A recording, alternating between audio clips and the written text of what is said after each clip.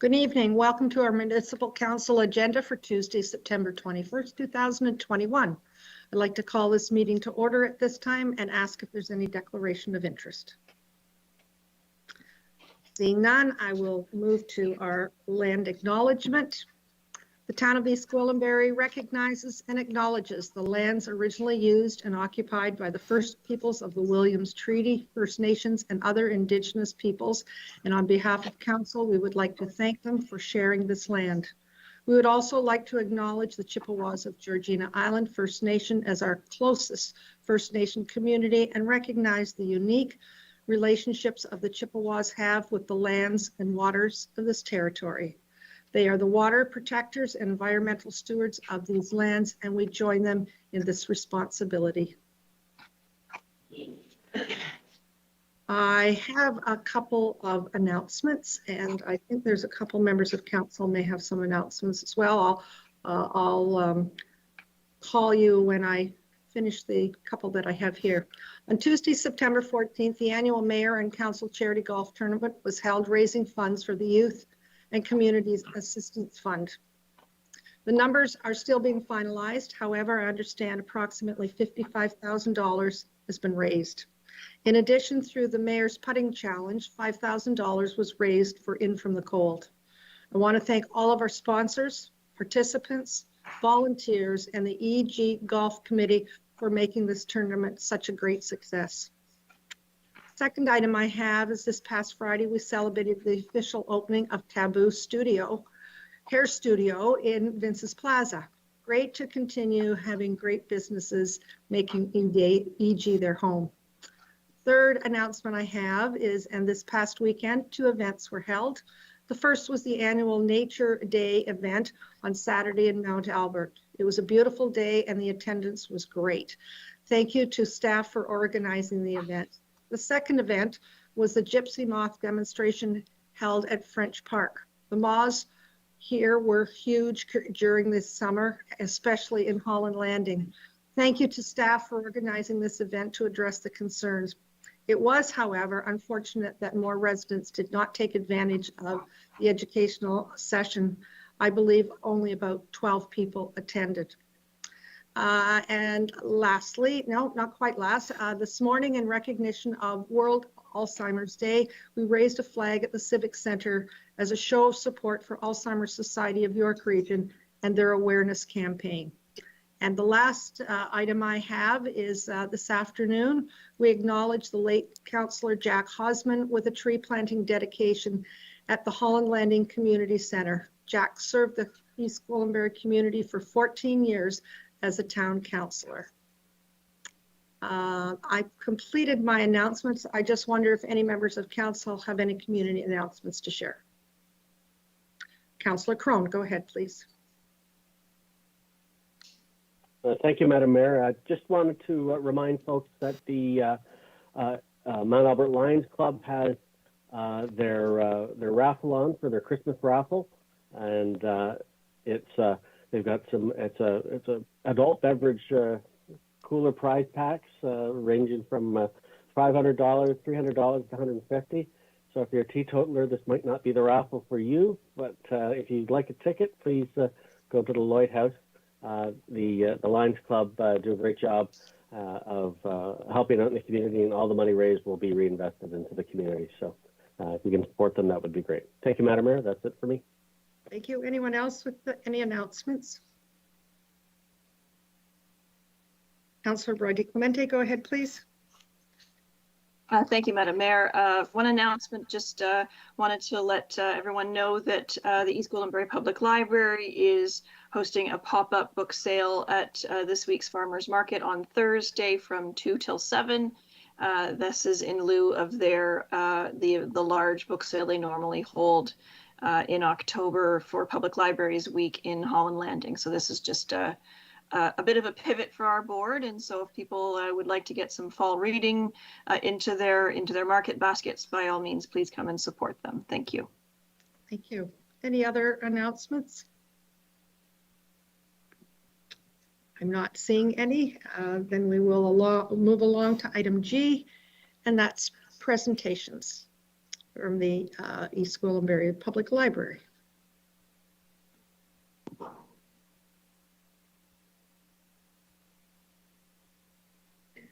Thank you, Mayor Jackson. I believe Judy is on the line, our retiree. Are you there, Judy?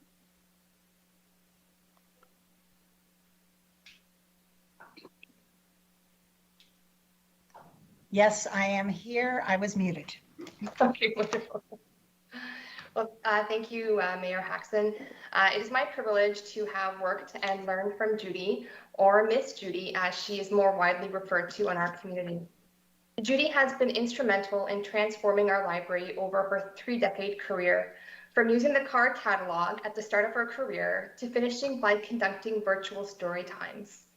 Children and families associate our library with engaging programs filled with songs and stories because of the dedication Judy has in nurturing a love of literacy in everyone she meets. Judy, you have touched the lives of thousands of children over your career, and that is truly remarkable. I sincerely thank you, and I speak on behalf of all staff and library board members, both past and present, that we will deeply miss you, and the library won't be the same without you. I'd like to pass it over to Mayor Jackson to say a few words. Thank you very much. I'm honored to acknowledge you, Judy. You who have served an incredible 32 years with the East Gwillimbury Public Library. It's hard to believe that you're retiring. Judy has been with the Mount Albert branch throughout her career, much of which has been spent developing a love of reading and literacy with children and families, many of whom attended her programs as children and then returned as adults with their own children. The dedication shown by Judy every day to sharing the love of reading is what makes our local library a destination of learning. Judy, on behalf of council, I extend congratulations on your retirement. All the best in this next chapter of your life. And we thank you so much for all that you have done. Thank you. Now I have a motion here, and I'm expecting that Councillor Roy DiClemente might move this for us. And I need a seconder, and that would be Councillor Crothers. Be it resolved that East Gwillimbury Public Library presentation dated September 21st, 2021, entitled Retirement Recognition, be received, and that Council acknowledge and thank Jay Murney for their years of service and contributions providing to the East Gwillimbury Public Library. With much thanks and appreciation. All in favor? And that's carried. Thank you so much. Judy, did you want to say anything? Yeah, I will say a few little words. I don't know, do you see me or is it a? We can see you. You look good. Okay. You look good. Thank you. I have been blessed to work for the East Gwillimbury Public Library for the last 32 years. I've had a very rich career, which I look very fondly on, and into my retirement, I'm sure I will, have lots of great memories of children and staff. I've worked with the best staff, really. They have been fabulous. I could not have asked for anything better in my career. I love working with, of course, as you said, the young children. And I really enjoyed one of my programs that I led, Bebop and Dance. I don't know if any of you have had grandchildren or children have come. We moved and grooved to songs and enjoyed playing different musical instruments as we danced and marched around it in a circle. Not only did the children enjoy it, but the parents did also. And we, pivoted to virtual story times, which was new and scary, but we all did it, and we had a wonderful time of doing that. I know the families will have missed our programs, and we hope that they will be back in the library very, very soon. And I thank the town, and I thank the East Gwillimbury Library for such a memorable, I said I wasn't going to cry, but a memorable time. Thank you. Thank you so much. Very well said. Very much appreciated. I know you're retiring, but we're going to see you around. I know that Oh, yeah. we'll be seeing you regularly. So it's not a goodbye. It's just to enjoy your time a little better. Thank you. Thank you, everyone. Thank you very much.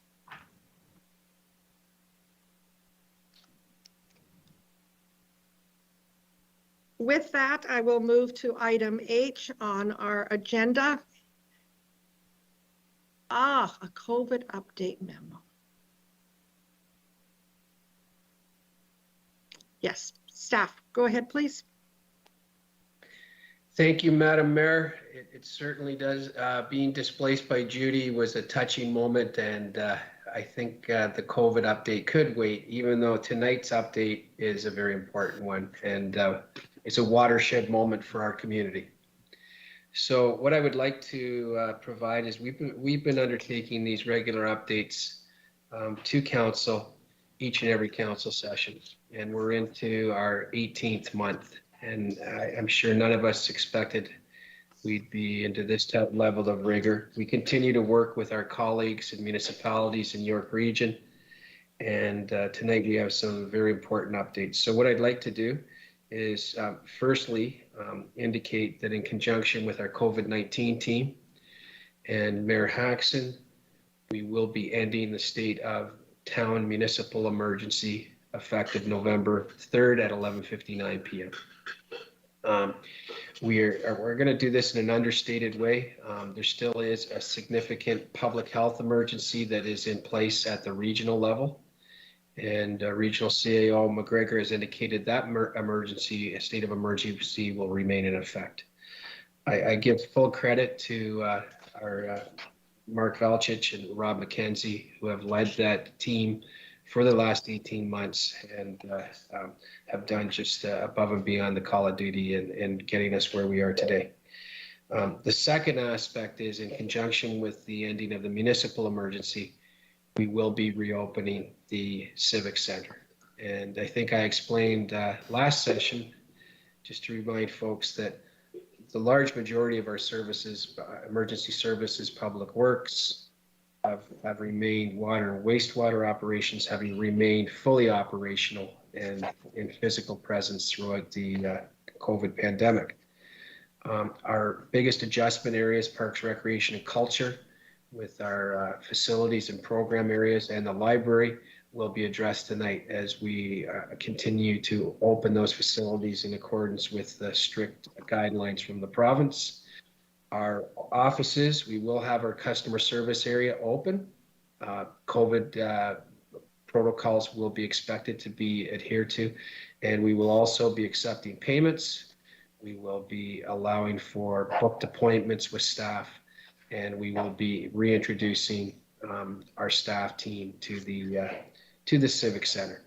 And it'll be nice, I think, for folks in the community that drive by and tend to stop at the corner and look over to actually see that the building will have a parking lot that is starting to get reactivated, and a staff team that is looking forward to getting back to its core duties in a physical way as well.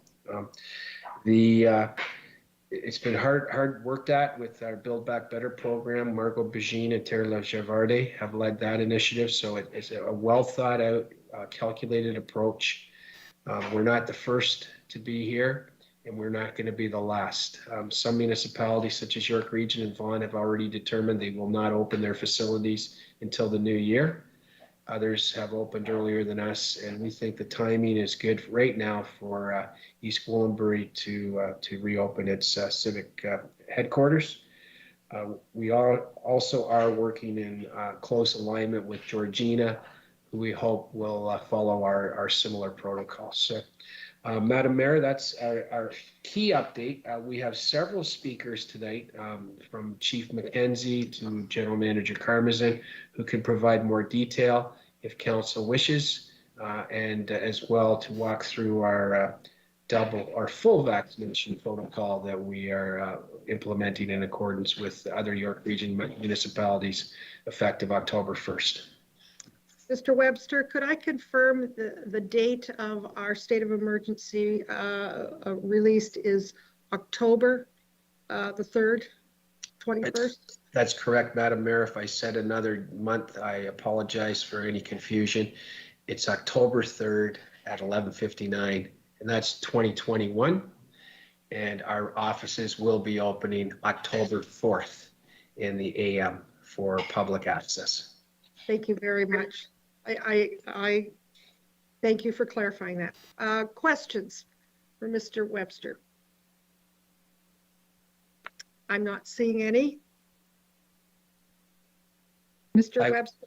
I would Sorry. ask if any other member of the COVID team wants to speak. I think some of our protocols at our sports complex and library, I know that General Manager Karmazin is prepared just to quickly walk through them so that council and public are fully aware of what the guidelines will be. We'd appreciate that. Thank you. Thank you. Through you, Madam Mayor. I'll try to be as brief as I can. As reopening plans evolve, effective tomorrow, September 22nd, in addition to contact tracing, provincial regulations require visitors to provide a proof of full double vaccination, followed by a 14-day period. In addition to that proof of vaccination, there will be a requirement for photo identification by way of a government-issued identification. This is required for any visitors that are 12 and older, and this includes spectators. There are some exemptions for visitors for sport and youth organizations between the ages of 12 and 17, including coaches and volunteers. And there are also some exemptions for medical purposes, and legal HR and CPRC are reviewing other forms of exemptions that are emerging and being presented.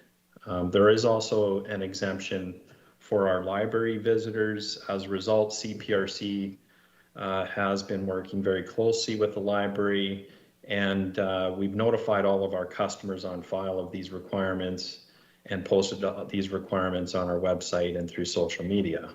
CPRC is going to staff a single point of contact for check-in for sports and recreation programs and permits. And recently we've indicated that those individuals directly entering the library will not be required to provide proof of vaccination as per the provincial regulations. I'd be happy to answer any questions at this time. I will also note that this has been a challenge both to staff and to implement. We are receiving at the facility level pushback from some of the public and some inappropriate behavior towards staff. We're working with communications to reiterate and reinforce that this is a provincial requirement, and any recourse that may be required will be sought out through legal, bylaw, YRP, and that includes any blatant disregard for a public regulation, a provincial regulation, and disrespect towards town staff. So I'd be happy to answer any questions that council may have. Thank you, Mr. Karmazin. Questions? Councillor Roy DeClemente, go ahead, please. Thank you, Madam Mayor. Through you to staff, I did review the policy that's before us, the patron policy, and I wanted to make sure that we were very clear, and it wasn't 100% clear for me, and so it may be that for our visitors, what the definition of an essential government service is. And I felt that that was where we might end up with some wrinkly spots where someone might feel that what they were doing was essential, but our definition of essential was not. And therefore, we would be requiring a vaccine certificate or certification, and they would feel that it wasn't forthcoming. And so I wanted to clarify that. And then secondly, there's a bit of confusion for me personally with respect to the exemptions for sport. So the 12 to 17-year-olds who are participating or who are officiating or coaching are exempt from this policy. But if there are adult coaches or adult volunteers who are supporting those activities, they must show vaccine certification. Is that correct? Through you, Madam Mayor, it's my understanding that any coaches or volunteers with regards to youth sport or organized sport would be exempt. And that would be regardless of their age. So that would be adults as well then. That's correct.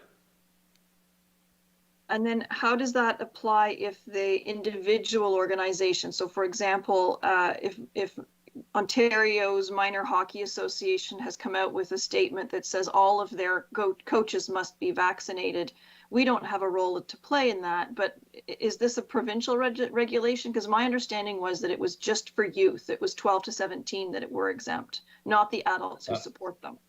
No, it does extend to coaches and volunteers. And those coaches and volunteers could be beyond that 17-year-old age range. And that is a provincial regulation.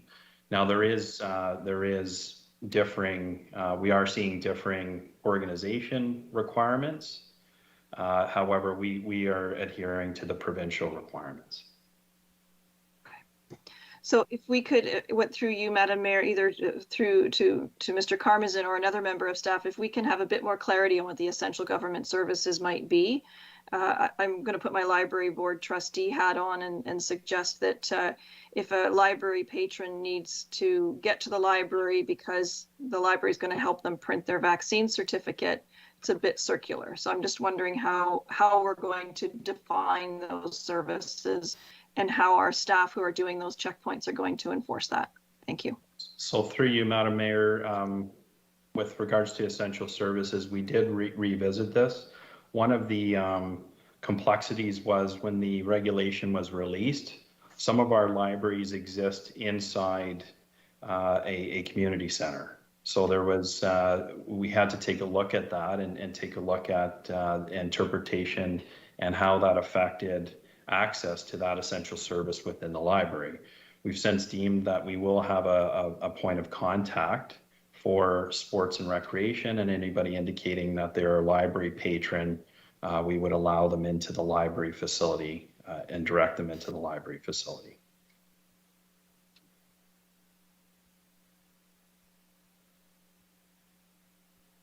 Councillor Roy DiClemente. Thank you, Madam Mayor. I see that Ms. Machasek is on the line as well. Perhaps she, since she'll be from an operational perspective having to address this, perhaps she might have some comments to help with my question.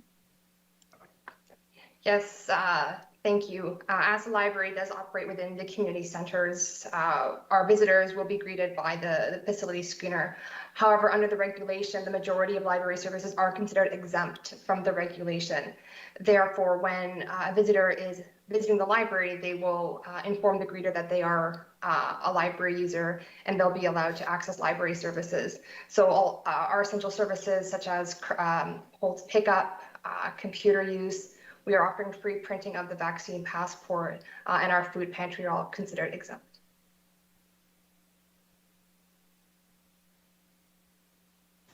Thank you, Madam Mayor. Through you, I think that we may end up having to iron out some further wrinkles when it comes to the Civic Center and what we define as an essential government service. But obviously, this is all new to everybody, so we just have to take some time to let that iron get hot before we iron those wrinkles out. Thank you.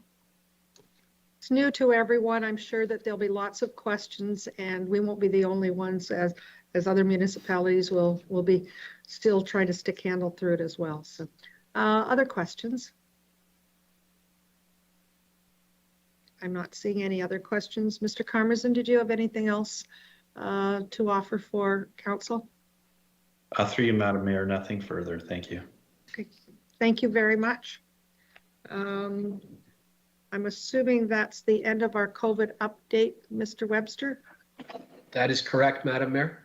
Thank you very much. I have a resolution, be it resolved that administration memorandum dated September 21st, 2021, entitled COVID-19 Update 2021-14 be received. Could I have a mover and a seconder, please? Councillor Carruthers, Councillor Foster, all those in favor? And that's carried. I'm now moving along in our agenda to the adoption of our council minutes from the meeting held on September 8th, 2021. Could I have a mover and a seconder, please? Councillor Crone, Councillor Morton, all those in favor? And that's carried. Item I is our development services, and I'm going to turn that over to staff, please. Thank you, Madam Mayor, members of council. Good evening. So first, we have a presentation I'll introduce in a minute. Our lead consultant, Ron Palmer, with the Planning Partnership Group, who's leading our OP review project. And with him is Josh MacLeod, one of our other sub-consultants with Lyon Consulting. They've got a presentation with respect to the background papers and the land needs assessment report that are being submitted to council for receipt this evening. And these were created as a result of the work we've done to date. Item 2 is the accompanying staff report, Madam Mayor, which is there for information, again, for council to receive these background reports. And these will, as we continue to move forward, will inform the preparation of our new updated official plan, again, as we continue to move forward.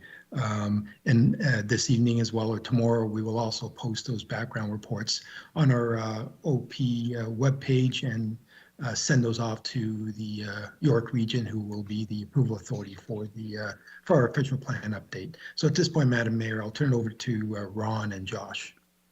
Thank you very much. Thank you, Marco, and thank you, Madam Mayor and members of council, for giving us this opportunity this evening to give you a bit of an update. I'm going to be going through the slides relatively quickly, so hopefully whoever is pushing the button will be nimble. So next slide, please.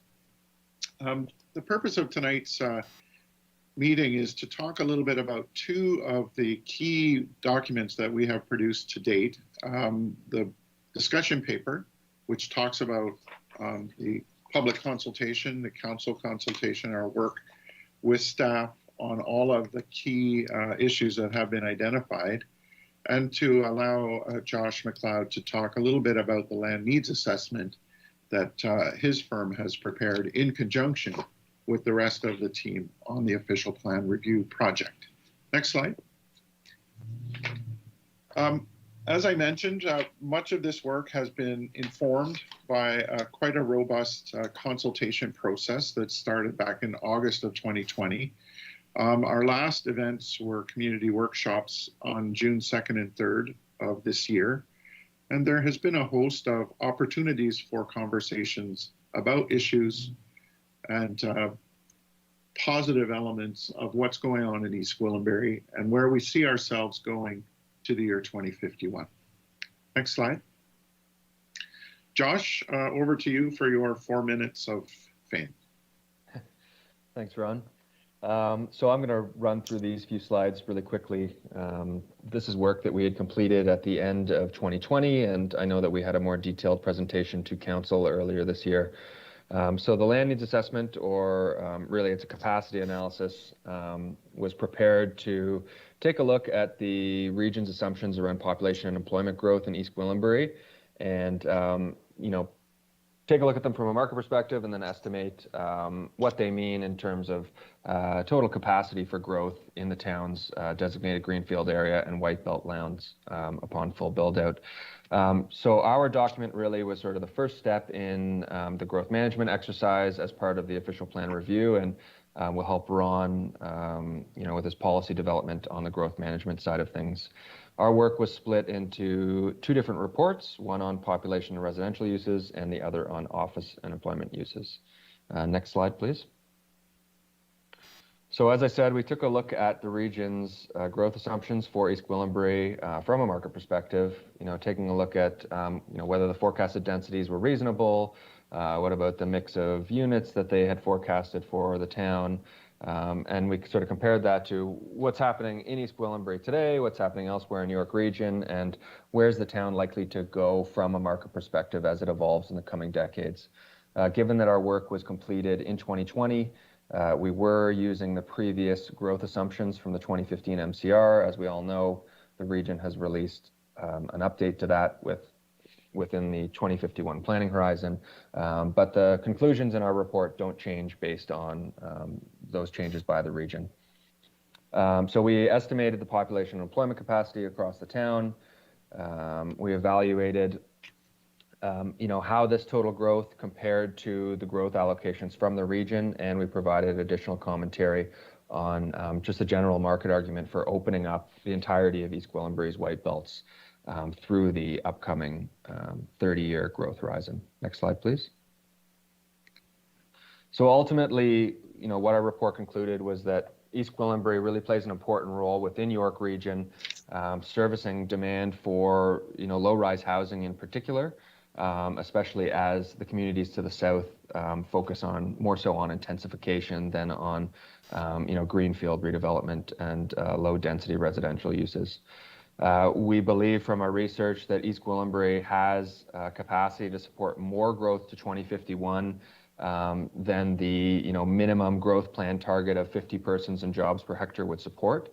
Other low-density communities in York Region and elsewhere in the GTA are achieving densities in the range of 60 persons and jobs per hectare or even higher already today. And we would expect that as the market evolves over time and affordability becomes a larger concern, that we'll see a shift towards increased demand for denser low-rise options, so more townhouses, smaller single detached lots, that type of thing. And those are the types of built forms that allow us to get to a density in that 60 to 70 persons and jobs per hectare range. Next slide, please. So ultimately, the number that we came to on a capacity basis was about 135,000 persons and 55,000 jobs for the town upon full build-out. We found that growing the white belt to 2051 would be beneficial not just for East Gwillimbury but also for the region as a whole. East Gwillimbury provides housing that is more attainable from a pricing perspective than the communities to the south, Vaughan, Markham, Richmond Hill in particular. It would help satisfy the high demand for this type of housing. It would support major infrastructure investments, things like the highway connection across the north end of East Gwillimbury, and it would allow the town to be comprehensively planned. That being said, this all comes back to servicing as the biggest need here, and without the servicing capacity, East Gwillimbury won't be able to reach its growth potential during that growth horizon. Next slide. Thanks, back to you, Ron. Thank you for that summary. Moving on to the discussion paper, it really focuses on 6 topic areas that have been developed since the beginning of the project after our initial discussions with the public.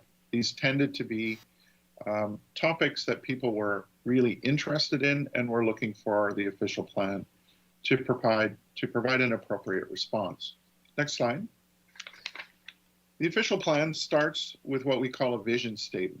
And this is all about what East Gwillimbury aspires to be over the course of this planning horizon to the year 2051. So this is about what we heard from the members of the public who were involved in the process and what they valued about the community today and how they see East Gwillimbury evolving into the future. Next slide. That vision is supported by 8 principles, and those principles, along with the vision statement, are the link that creates a policy framework aimed at achieving these principles and that vision statement. So they're really important fundamental elements of the official plan. Next slide.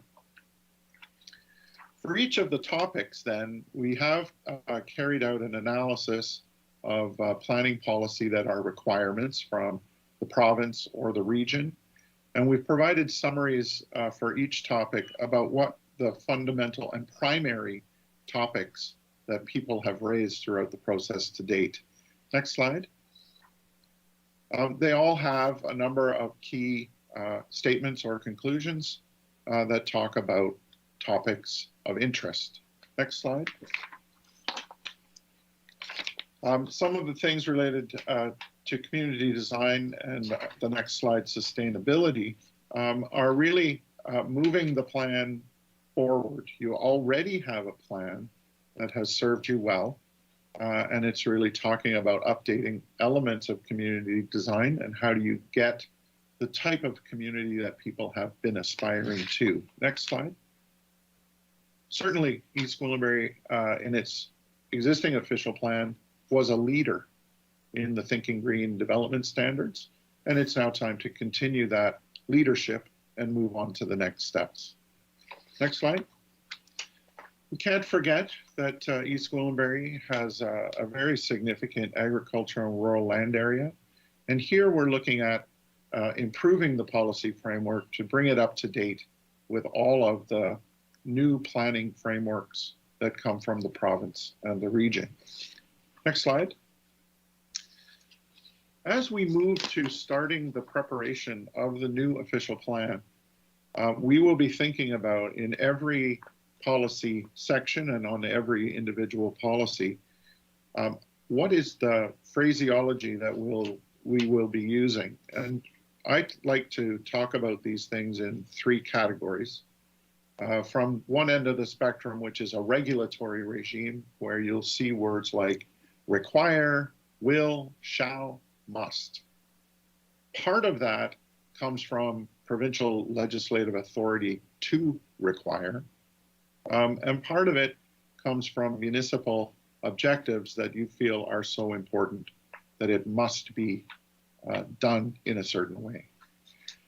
The other end of the spectrum is facilitate, where there are policies that encourage things to happen, that are desirable for the community, and in some instances, the municipality may consider incentivizing those types of policy frameworks. Somewhere in the middle is management style policies where things are permitted or preferred, where you see words like may and should. At the end of the day, your official plan will include policies that hit on all three of these categories, but it's a very important part of official plan policy writing to make sure that we're hitting the right balance between the regulatory elements, the management elements, and the facilitation elements. Next slide. So we've prepared two significant documents, but now it's time for us to move on to the preparation of your new official plan, and that work has begun. Certainly there was a robust public consultation process that got us to where we are today, and that process is going to continue until this plan is adopted.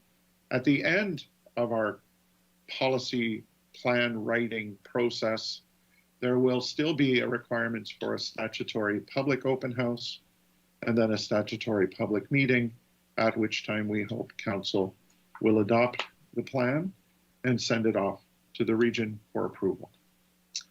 And with that, I'm here and happy to answer any questions that you might have. Thank you. Thank you very much. Questions from either Mr. Palmer or for Mr. MacLeod?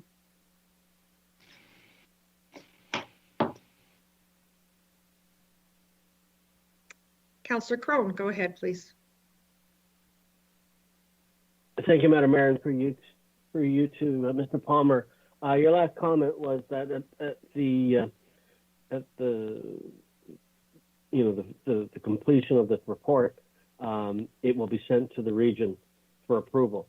Is that sort of thing is that usually a rubber stamp procedure, or can the region comment on what we've done and make suggestions, send back to us for reform, or what's your experience been with that? Just curious. Thank you for the question, and through you, Madam Mayor.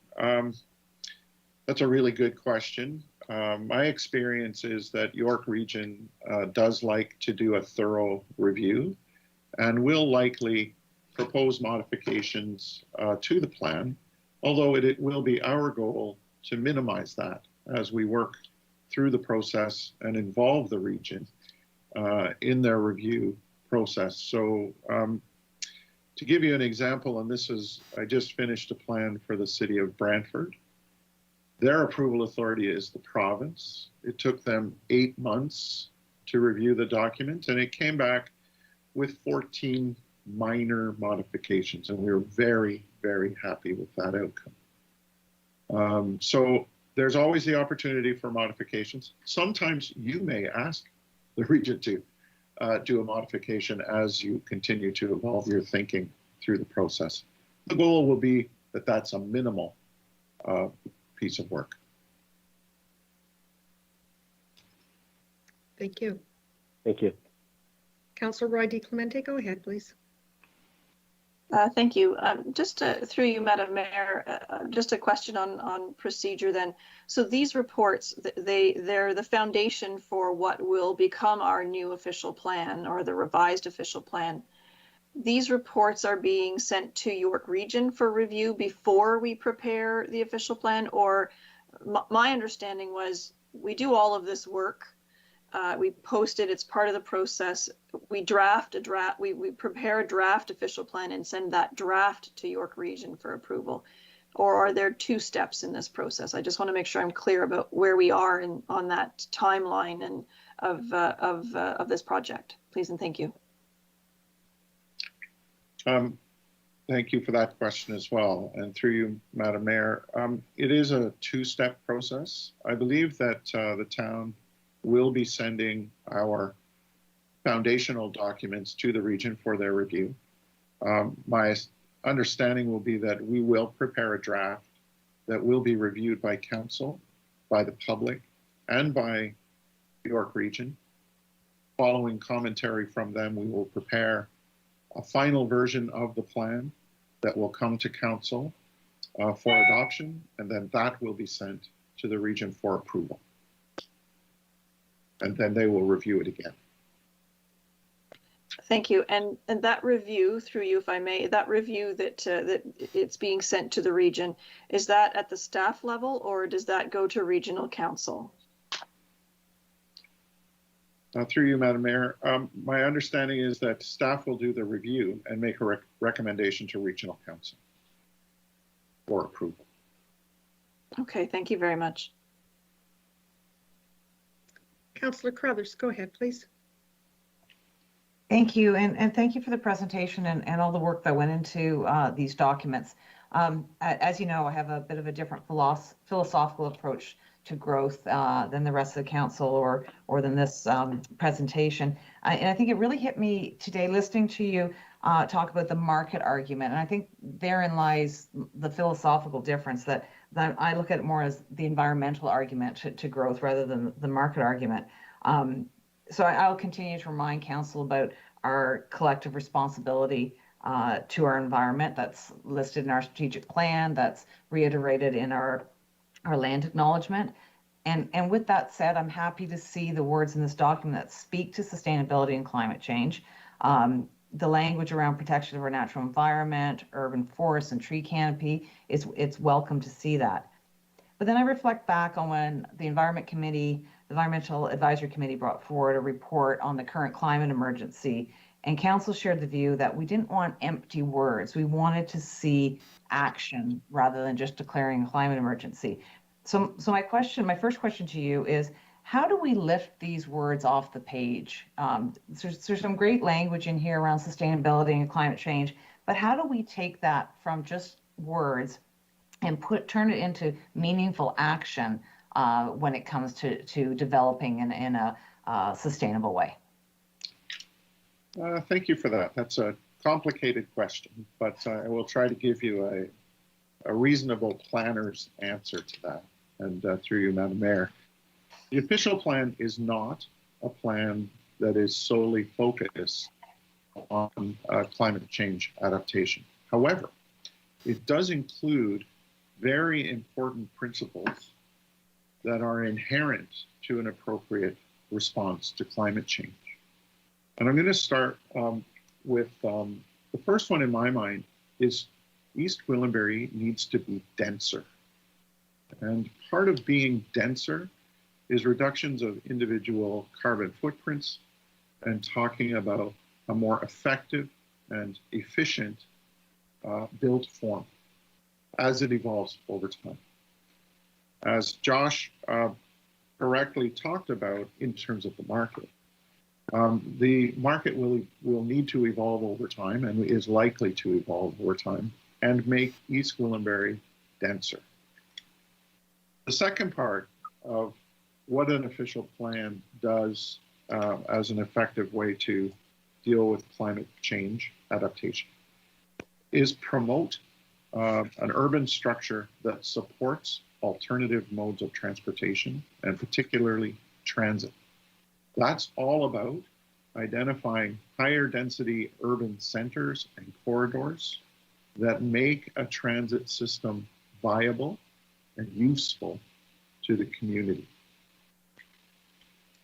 The third one is more directly related, and you mentioned some of them already. The urban forest target, the protection of the natural heritage system, source water protection, those policies will be in this plan and are expected to do their job in protecting those valuable resources over time. The fourth category of tools that you'll find in an official plan are all about green infrastructure and green building technology. Those things are less regulatory because we haven't been given the full legislative strength of the Planning Act to compel things to happen through the development through the private sector. However, those types of things, which need to be in your official plan, can be part of a facilitated kind of policy approach where there's opportunities to encourage it, there's opportunities to incentivize it, ways to make it happen that aren't necessarily policies related to compelling someone to do something. What's really important about a thorough climate change strategy is what are you doing about the existing community? In addition to the newly developing elements of your community. And that can partly be dealt with in the official plan, but that also needs to be considered as part of a bigger environmental strategy outside of the official plan, because you're dealing with things that already exist. So I'm sorry about the length of that answer. But, no, that's great. I appreciate the in-depth response because it's a huge problem when we're looking at so much growth, living in such a wonderful place with such a great environment, trying to balance that. And I just want to take just a quick moment to thank GM Ramuno for the time that he spent on the phone with me over the last number of days discussing this. And I feel very heard that the concerns I've brought up in the past about the White Belt lands, I still have those concerns. As I've said before, that my worry, and I don't want to relitigate it, I just want to be very quick to say my concern is that opening up all the White Belt lands could lead to urban sprawl, which we've seen in some of the new developments that are car dependent, unconnected, and there's not the services that the residents need in those. And that's one of the reasons that I was in opposition to the opening of the White Belt lands, because I want to see us maintain control over where that growth is. So everything that you talked about the density and the connections, I worry that if we open everything up and it's a free-for-all, that will get, it'll be hard for us to say no to developers who want to build something here and another little community over here, another little community over there. And I want to make sure that there's a way for us as a council to maintain control over the phasing of development, so we don't end up with urban sprawl everywhere, but we do have more of what you're talking about these urban centers where we're intensifying so that we can justify transit and everything else that you said. So my question would be, how do we, like, where does it come in our planning to put in policies in place that speak to the orderly progression of development, that speak to council maintaining control over where and when developers can develop certain land, so we don't just open it up to pockets of development all over the place, where we have a great long-term plan, but we're never going to get there because the growth is all over the place.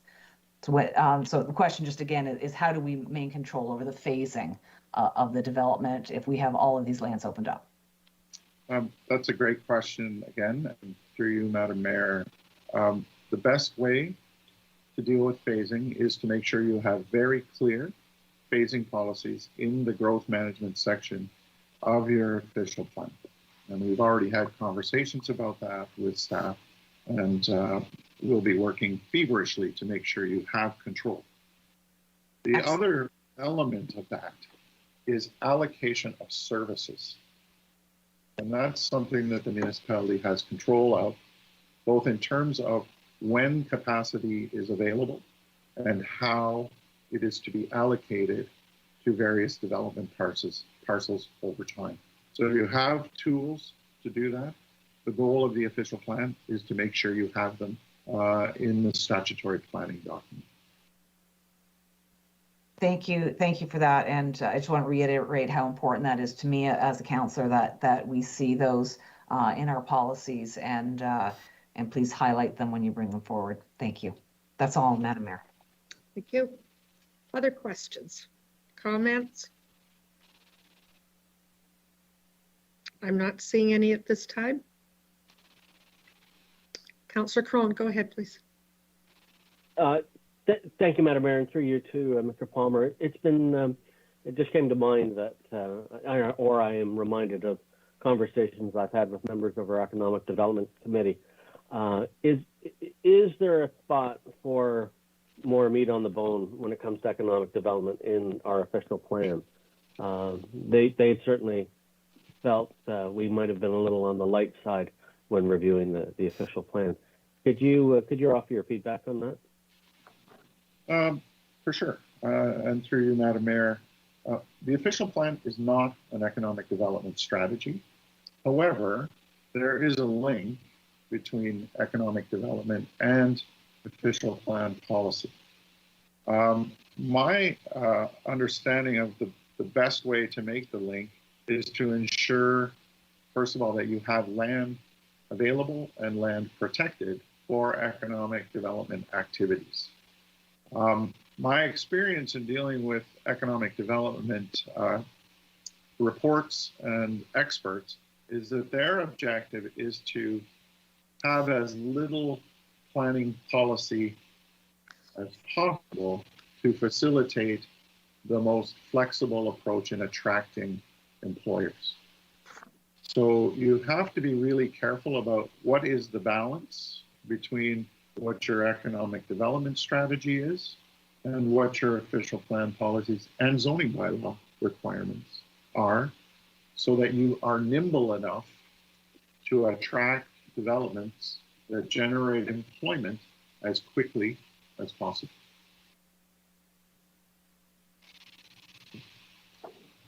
Thank you. Other questions, comments? I'm not seeing any at this time.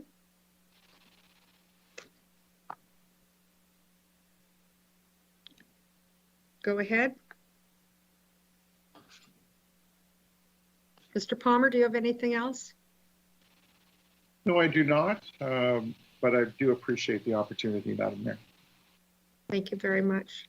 I'm often reminded by colleagues at the region that East Gwillimbury, fully built out, still has 70% green, and basically between Woodbine and Highway 48. Can you comment on that as far as we're talking about intensity? Pretty difficult when 70% is Oak Ridges, Moraine, and Greenbelt.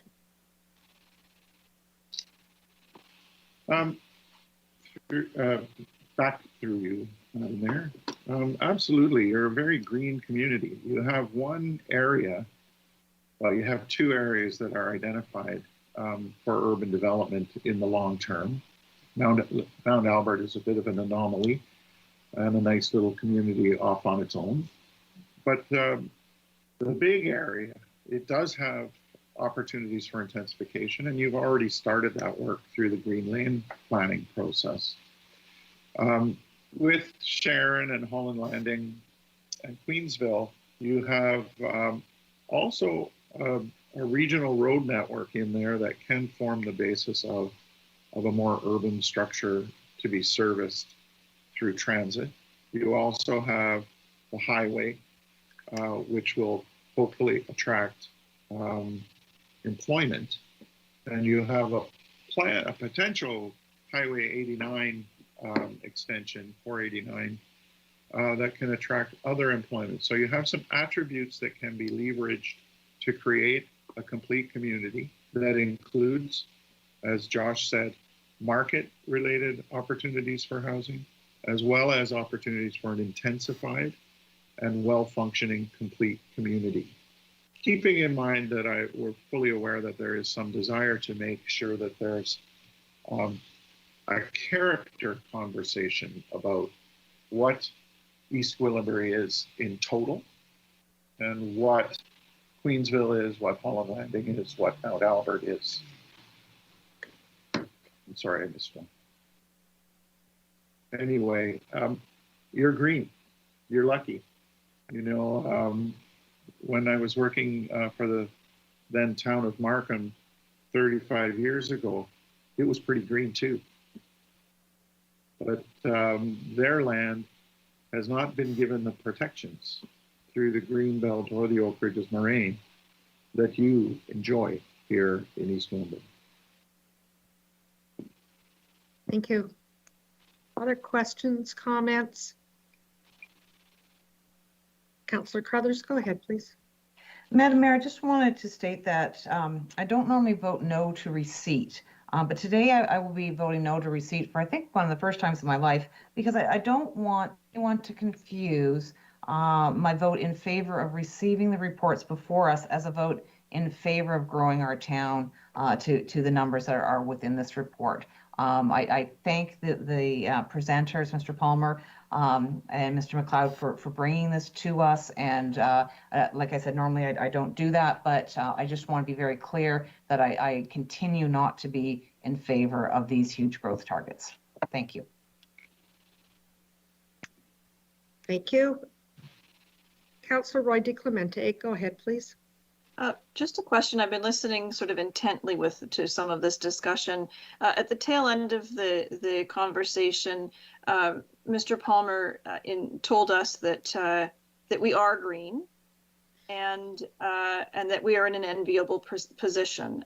He noted that another municipality that he used to do work for used to be the same, but that did not have the protections that would keep it green. I just want to clarify that the documents that are before us are the foundations that would create an official plan that would continue to maintain our, I'll call it green status, or that would continue to protect the things that we want to remain undeveloped and allow for sustainable, meaningful growth to take place in those areas that are not subject to protection. Please and thank you. My goodness, the mayor has moved on my screen. Sorry, through you, Madam Mayor. Yes, you have the Greenbelt plan that protects a significant component of the municipality from urban forms of development. You have the Oak Ridges Moraine, which protects those landforms from urban forms of development. And then within the areas where development is anticipated, you also have a natural heritage system that also will be receiving the full protection of the natural heritage policy approach from the provincial policy statement. Thank you very much. I know that Mayor Haxon in the past has said, you know, that we're very proud to be 70+% green, and that we're that we want to go where others have been and learn from others' mistakes. And I guess that's really what I want to make sure is that this official plan that we are building has learned from the mistakes of others and is going to preserve and protect the areas that are important to us and allow us to grow sustainably. Thank you, Madam Mayor. Thank you. Mr. Palmer, did you have a comment to Councillor Roy DiClemente's statement? No, I don't, Madam Mayor. It was a statement of clarity, I believe. Thank you. I'm not, Councillor Foster, go ahead, please. Thank you, Madam Mayor. I too have been kind of listening and to be honest, I think I told everybody today I was a little overwhelmed with this whole series of reports that we got today. It's definitely full of information, and quite honestly, I'm not afraid to say I'm going to have to read it a couple more times before it all kind of sinks in. But one thing I thought maybe I'd mention to Mr. Palmer, when we chatted earlier, it may have been in the council interviews, I'm not too sure. We talked about the existing communities within East Gwillimbury and how we thought that their identities needed to be somehow protected. We talked about the White Belt lands and how one community may just kind of grow into the other. So in reading these reports, there's a couple of places where I kind of got the feeling that those communities might be protected. There was a couple of places where I read through that I kind of got the feeling that it was going to be hard to protect the identity of those communities in East Gwillimbury. And I just wondered, Mr. Palmer, if you could maybe speak to that a little bit. I don't want to, make this long, but I just thought it was worth mentioning. Through you, Madam Mayor, I think that in the development of East Gwillimbury over time, there will be opportunities to provide corridors that would act as separators of the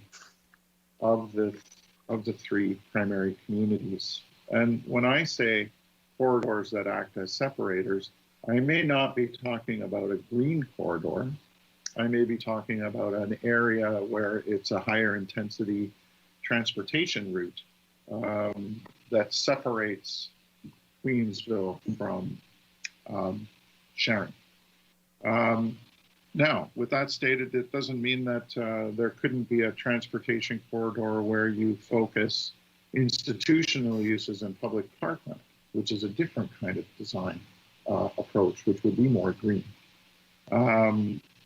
We have within this block of land also a pretty well-defined natural heritage system that can be built upon. We can't add natural features because natural features exist in the landscape as natural, but you do get parkland dedication. You can use road corridors. You can use different forms of development to create breaks in the built form related to an individual community like Holland Landing, Sharon, and Queensland. So the idea is not lost. It's all about how that might be facilitated.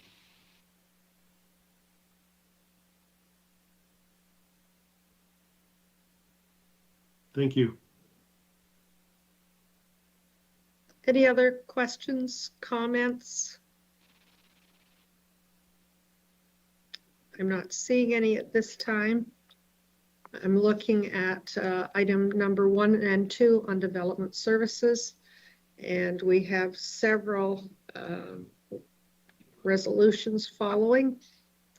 I'll read out the 3 portions of the resolutions. Be it resolved that the presentation by R. Palmer, planner, the planning partnership, and J. MacLeod, associate, and Barry Lyon consultants regarding the official plan review discussion papers and land needs assessment be received, and that development services report P 2021-24 dated September 21st, 2021, entitled official plan review discussion papers and land need assessment be received, and that council receive the official plan review discussion papers and corresponding land needs assessment for information, and that staff post the document online to the town's official plan review project webpage.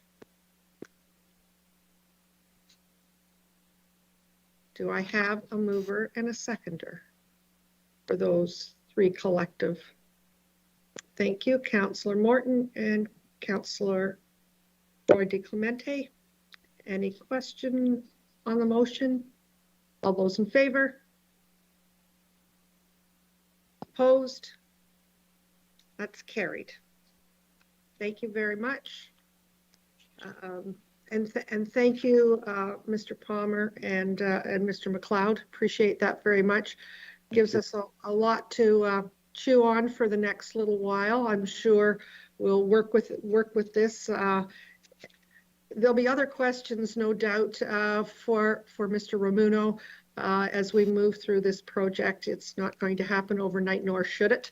It's going to be a project that I suspect will be a length of time in such that when we're finished, we know that we have looked at every angle of it and we're satisfied with the direction that collectively we're going.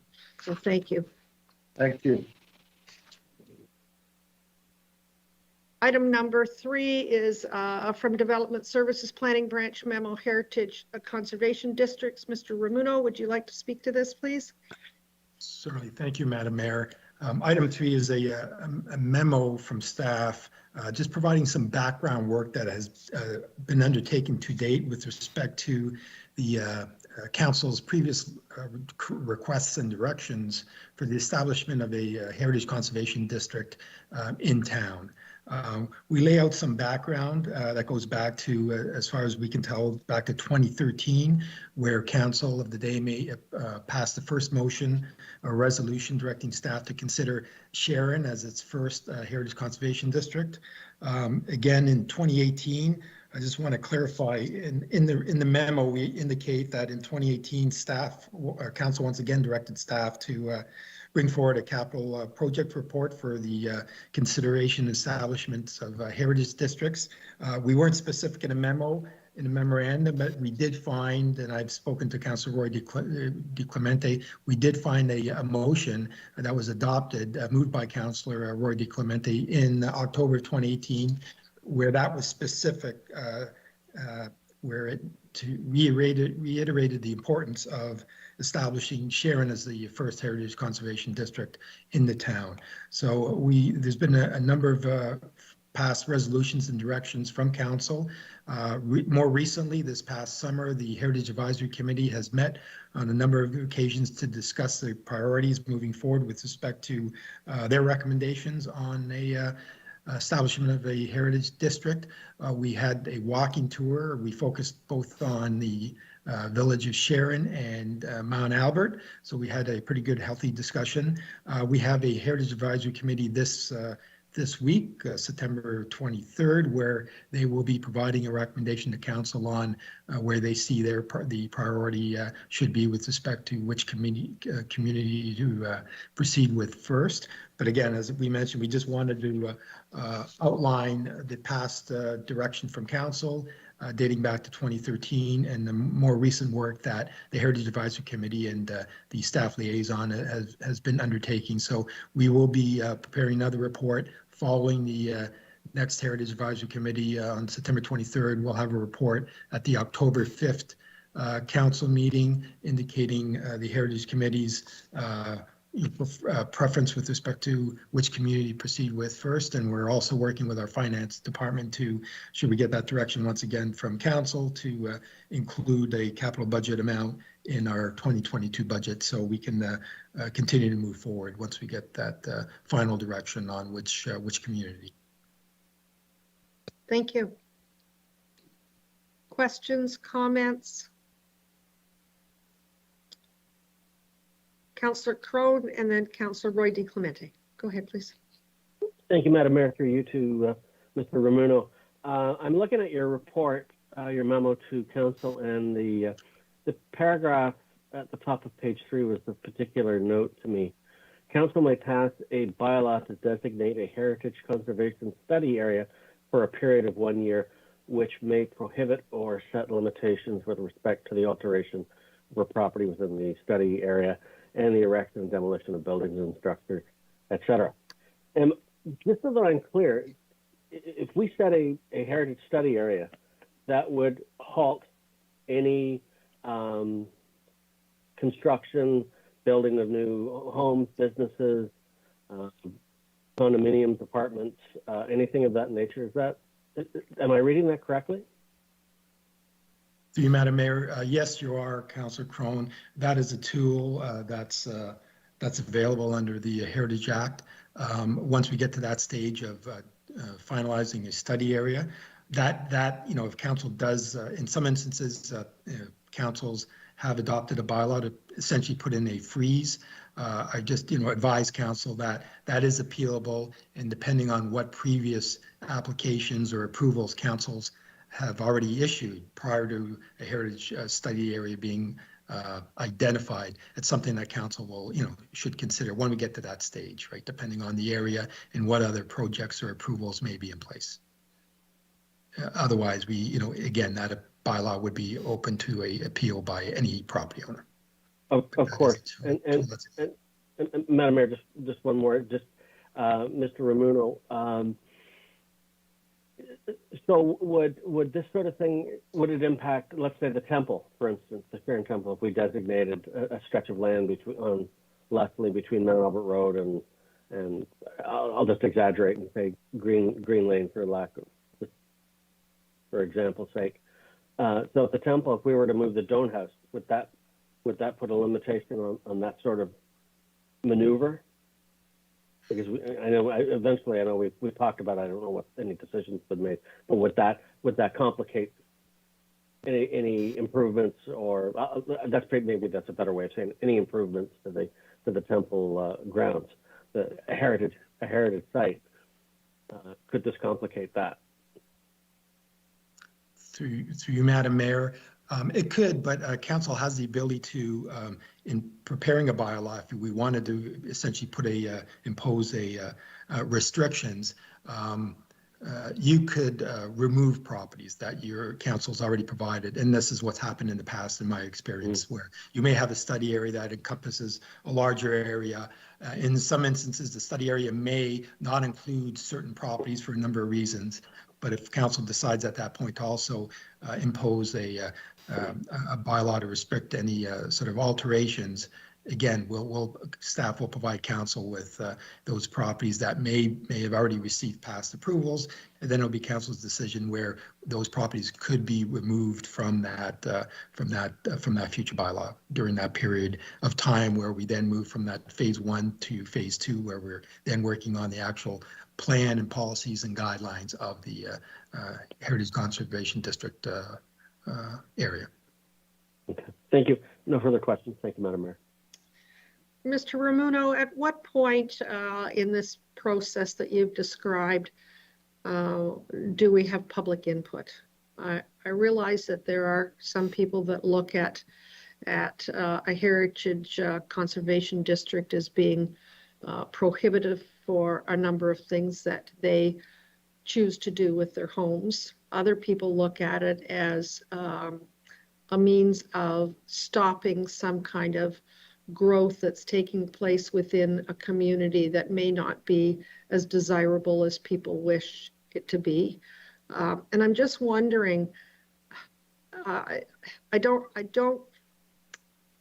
not feeling comfortable in talking about this if in fact it's going to be used for the point of prohibiting things to take place. We want people to embrace the fact that they live in a heritage community, that the community is several hundred years old. They should be very proud of it. The homes that they do have, if they have any heritage features to them, we want to support them in putting a new porch on or doing whatever it's going to take. For me personally, that's what this Conservation Heritage District, I would hope, would do, that we would celebrate, whether it's Mount Albert or whether it's Sharon, the great history. We could have Pioneer Days, those kinds of things, at homes where it would be open to the public, and we have many of those old homes in both of those communities. But I'm just a little bit leery about at what point do you have public input? To you, Madam Mayor, no, that's a very good point. And in my experience, well, once we initiate the study process, where we actually retain a consultant and we proceed with an area, I mean, the first task is obviously to identify the actual study area, and that will involve significant public consultation. We'll inform the public this is what we're proceeding to do, and in my experience, yes, there will be a lot of public engagement, a lot of questions from people who own property.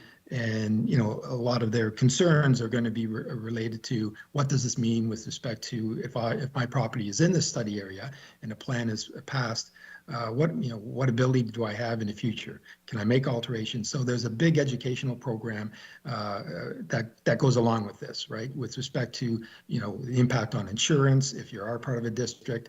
And just because there is a district doesn't mean that you cannot carry out alterations on the interior, and to a certain degree can also carry out alterations to, you know, on the exterior. Now, if we have a plan and policies in place, there's a certain level of control and protection. So there are some additional processes that those folks who own properties have to go through. But a very good point. I've been through this before. In that first phase, there's an enormous amount of public input. We'll have to have community meetings, and those are the type of very legitimate questions we're going to get. How does this impact the ability for a property owner to continue to, you know, enjoy their property and carry out regular maintenance or alterations or additions and et cetera. So that is going to be a very key component as we proceed through the first phase as part of our public engagement process. Thank you very much. Questions, comments? I'm not seeing any more. I have sorry, go ahead, Councillor Roy DeClemente. Thank you, Madam Mayor. I had wanted to speak just briefly to this and note that while now I am representing a ward area and have been sort of pounding the table a little bit more forcefully in recent months, my concern about heritage matters dates back to before we had the ward system in place, and I expressed some concern about the areas of our community that I perceive to be most at risk. And I want to overcome any kind of concerns that it's, you know, well, she represents Sharon, therefore she's pushing for Sharon. It's simply that I perceive there to be a greater risk to that particular stretch of our community at the moment with respect to losing special properties or special features and aspects of that.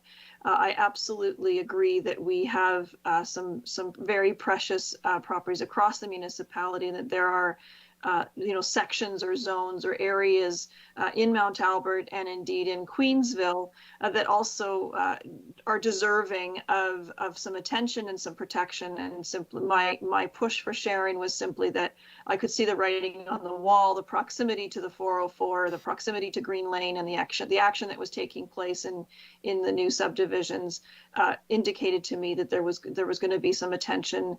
And indeed, we have had properties built that the community said feels that it doesn't fit. And so I welcome this process, and there's a notice of motion later on our agenda, and I was going to just advise council that it's my intent to request council that we refer that resolution to the October meeting, because I do want to hear from our Heritage Advisory Committee and respect the work that they do and the role that they play in advising us on these matters. But I just wanted to comment on that. And I would hope that when Mr. Ramuno comes back to us with his recommendations, that he may have a suggestion on how we might move forward. So in addition to the capital project that would need to be referred to our 2022 capital budget, that there may also be some suggestions with respect to a bylaw or a study area and how we might start that process to initiate the public consultation that Mayor Haxon suggested. So I'll just leave my comments there for the moment and thank Mr. Ramuno for acknowledging the number of resolutions that have come forward, reiterating my desire to see some movement on this file. Thank you. Councillor Foster, go ahead, please. Thank you, Madam Mayor. And I'll be quick with this. I just wanted to thank Mr. Ramuno for his knowledge and the help that he's given the Heritage Advisory Committee on our work through this. And make no mistake, this has been I don't want to call it a long drawn out process, but the Heritage Advisory Committee is taking this very, very seriously. and has all the way through. So Thursday's meeting should be interesting. And again, hopefully we come forward with the recommendation. Thank you. Any other questions, comments? I have a motion for number 3, be it resolved that Development Services Planning Branch Memorandum dated September 21st, 2021, entitled Heritage Conservation District be received. Councillor Foster, Councillor Roy DeClemente, all those in favor? And that's carried. Thank you very much. Item number 4 is Development Services Planning Branch Memo Part Lot Control Exemption Bylaw Oxford Homes. Through you, Madam Mayor, yes, item 4, it's another part lot control exemption for the creation of 8 total units, 4 semi-detached units and 4 townhouse units in the Oxford Phase 1, as you mentioned, on Couples Farm Lane, and there's an associated part lot control bylaw for council's passing later on in this council meeting. Okay, thank you very much. Do I have a mover and a seconder for item number 4 motion? Councillor Persicini, Councillor Crone, all those in favor? And that's carried. Number 5, Joint Development Services, Community Infrastructure and Environmental Services and Corporate Services Report P 2021-25 Earthworks Agreement for an Advanced Logistics and Distribution Center at 18574 and 18818 Woodbine Avenue. Through you, yes, thank you, Madam Mayor. This is a joint report. Development Services has worked with Infrastructure, Environmental Services, and Corporate Services on this report, and this is really seeking council's authorization for staff to enter into a Earthworks agreement to permit the owners of the Woodbine property, about 160 acres, to commence their topsoil removal and earthworks in advance of a site plan application. It'll be the first sort of employment use within our new business park within the 404 and Woodbine corridor. So it's the northern half of that corridor, about 160 acres, as I mentioned. It is for, as you mentioned, a large-scale advanced logistics and distribution center. We've been working with the owners that they're preparing their site plan application and other planning applications and planning reports, but this is really to allow them to proceed with the earthworks work, which will, as we spell out in the report, which will take approximately about a year. And we're expecting the formal applications to come in later on this fall. And again, we will then schedule our regular public planning meetings to consider those planning applications. But again, it is a large-scale employment use, a significant amount of jobs, close to 1,000 jobs. This will be the catalyst for this new business park or 404 Business Park employment area. So I'm not sure if Mr. Molinari or Ms. Begine want to add anything to that, Madam Mayor. Thank you. Would either one of you want to add to that? Madam Mayor, I think Mr. Ormuno said it well. Nothing further to add. Thank you. Thank you very much. Members of council, any questions? Councillor Roy DeClemente. Thank you, Madam Mayor. Just wanted to make a suggestion. Happy to support this. In the past, we've always, not always, but in the past, I have raised concerns that we were issuing an earthworks agreement before we had a site plan in place. And I just want to be a little bit more transparent with members of the public in explaining why we might do that. And that is simply that there is an extensive amount of work needed to prepare the site. And while that work is going on, we can continue to process the application and come up with a site plan that's agreeable to all. And so my suggestion was going to be that we simply, in between the resolution that we receive it, that we insert a whereas clause that says, whereas that time is of the essence in this matter, and there is extensive work required to prepare the site, be it therefore resolved that council authorize staff to do so. And it's really just giving an explanation as to why we would pass why we would sort of leapfrog through the process without an application in hand. And I'll put that resolution in the chat. It was just a suggestion and I'm happy to move it, Madam Mayor.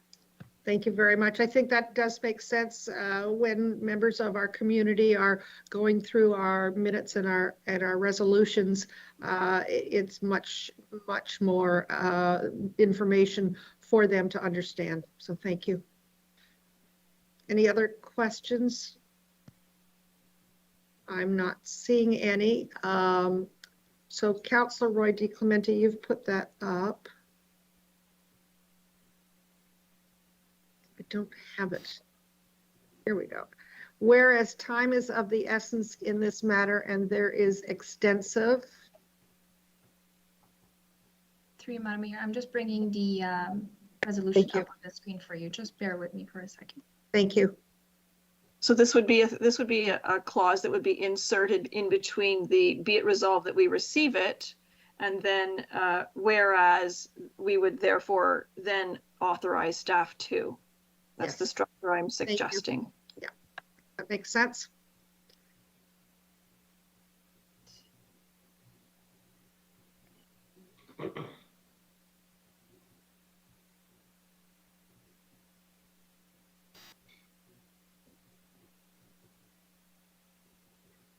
There we are.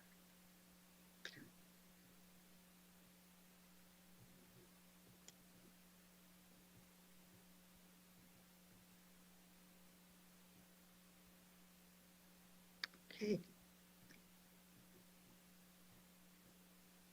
Everyone has that, can see it? This is moved by Councillor Roy DeClemente. Do I have a seconder? Councillor Morton. Any questions? All those in favor? And that's carried. Thank you very much. Mr. Ramuno, are there any other items before us for development services tonight? Nothing further from Development Services, Madam Mayor. Thank you. Thank you very much. We're at item J, Legal and Counsel Support Services. And Mr. Horner. Thank you, Madam Mayor. We have two items on the agenda tonight. The first relates to methods of voting for the 2022 municipal election. We've been before council a few times in the last number of months to talk about the election and the best way to do it. We've had some good conversations. When we were before council last in June on this topic, council asked us to go out to the community and get some feedback and input from the community. So we've done that, and we're coming forward with revised recommendations for your consideration. So with that, I'd ask the Madam Acting Clerk to introduce the report and speak to findings and our recommendations. Thank you. Thank you, General Manager Horner. Good evening, everybody. Through you, Madam Mayor, the purpose of this particular report is to provide information and seek Council's direction with respect to the voting methods for the 2022 municipal elections. As some members of Council may recall, in 2017, Council directed staff to continue to review alternative voting methods, technology cost implications, and potential implementation plans for the 2022 municipal elections and onwards. Staff presented the overview of the various methods at the June 8th Council workshop, and as General Manager Horner alluded to earlier, we were directed by Council to carry out a public outreach campaign in summertime, and from that we were able to revise the recommendation of the preferred method. So as part of the 5-week period commencing in July 2nd all the way to August 6th, we undertook a How I Vote public outreach campaign, essentially to solicit feedback from the community with respect to their preferred method or methods of voting. While the results of the survey and the engagement efforts cannot be considered to be statistically significant, they did offer useful insight in terms of how they can inform future direction with respect to voting methodologies. From the 415 survey responses that we received, it appeared that there is an interest for both internet and in-person ballot options. Following Council's direction from the June 8th workshop, which essentially indicated that staff should solicit some form of a resolution or a recommendation that would essentially look into consideration of introducing a traditional paper-based for voting day and an alternative method, along with taking into consideration the principles of the Municipal Act, various stakeholder inputs that we've been gathering, academic research, as well as customer service enhancement with modernization and alignment with other municipalities, to support a voting model that essentially has a potential to significantly reduce the number of in-person contacts during the pandemic. Staff are essentially recommending the council approve a hybrid option that incorporates the use of traditional paper ballot counted by tabulators and internet voting for the 2022 election. Our recommendation is going to be focusing on a couple of different areas. One being the use of hybrid system during the is going to be focusing on introducing internet voting only during advanced voting days, and paper ballots and optical scan tabulators with accessible voting equipment for advanced voting as well as voting day. This particular approach aligns with municipal best practices. The consideration of providing internet voting for advanced voting period essentially allows us and the community the ability to pilot the system and educate the community better so that the community can get used to this type and form of voting. We do feel confident that this is a great opportunity to also innovate and continue to modernize through internet voting, along with traditional in-person voting, so that we can accommodate residents who may not necessarily feel confident about internet voting or perhaps do not have the adequate technological equipment to be able to participate in that manner. If approved, obviously staff will undertake a fulsome procurement process to ensure adequate firewalls, encryption protocols, and user authentication systems are in place to address concerns essentially in relation to internet voting. Testing and auditing will be performed all throughout the stages of implementation to ensure the security of the system is maintained in both style of elections. Through you, Madam Mayor, this brings me to the end of the overview of the staff report. We're happy to provide we're happy to receive any comments and take any questions at this time. Thank you very much. Questions? Councillor Crowe, go ahead, please.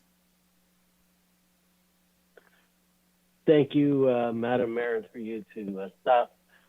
Thank you for the report, and thank you for all the efforts that you've gone to in public consultation. I think that was the right thing to do. This is a big change to how we vote, and I think it was the right thing to do to involve the public in that manner. I like the recommendation. Although I'm sure the devil will be in the details when you get the vendors signed up and all that. I was just curious, and maybe these details will follow after the contract has been signed. But I don't want us to lose sight of being able to provide service to what we used to do before in the mobile polls, where we'd go to congregate care homes and folks that may have some difficulty getting out to a polling station or even managing internet voting. So just as long as we can make sure that the vote is accessible to as many people as possible, that would be my one wish to come out of this. Thank you. Thank you, Madam Mayor. Councillor Crothers, go ahead, please. Thank you. I echo the comments about what a thorough report and everything that's gone into this. Thank you so much for this. I would like to add to the motion. In the report, it talks about the internet voting for the advanced polls. I just want to make sure that that's captured in the motion so that we're not, no one will see this and think that we're internet voting for everything. We are just talking about the advanced polls. And I also wanted to say, after last night, I think we may have a very big turnout for advanced polls, people not wanting to wait for election day. So the internet voting will be great for that. My question is, is there rules around how many days of advanced polls we can have? I can understand keeping it limited if we have to do in person, but is there anything stopping us for having like a week of internet advanced polls?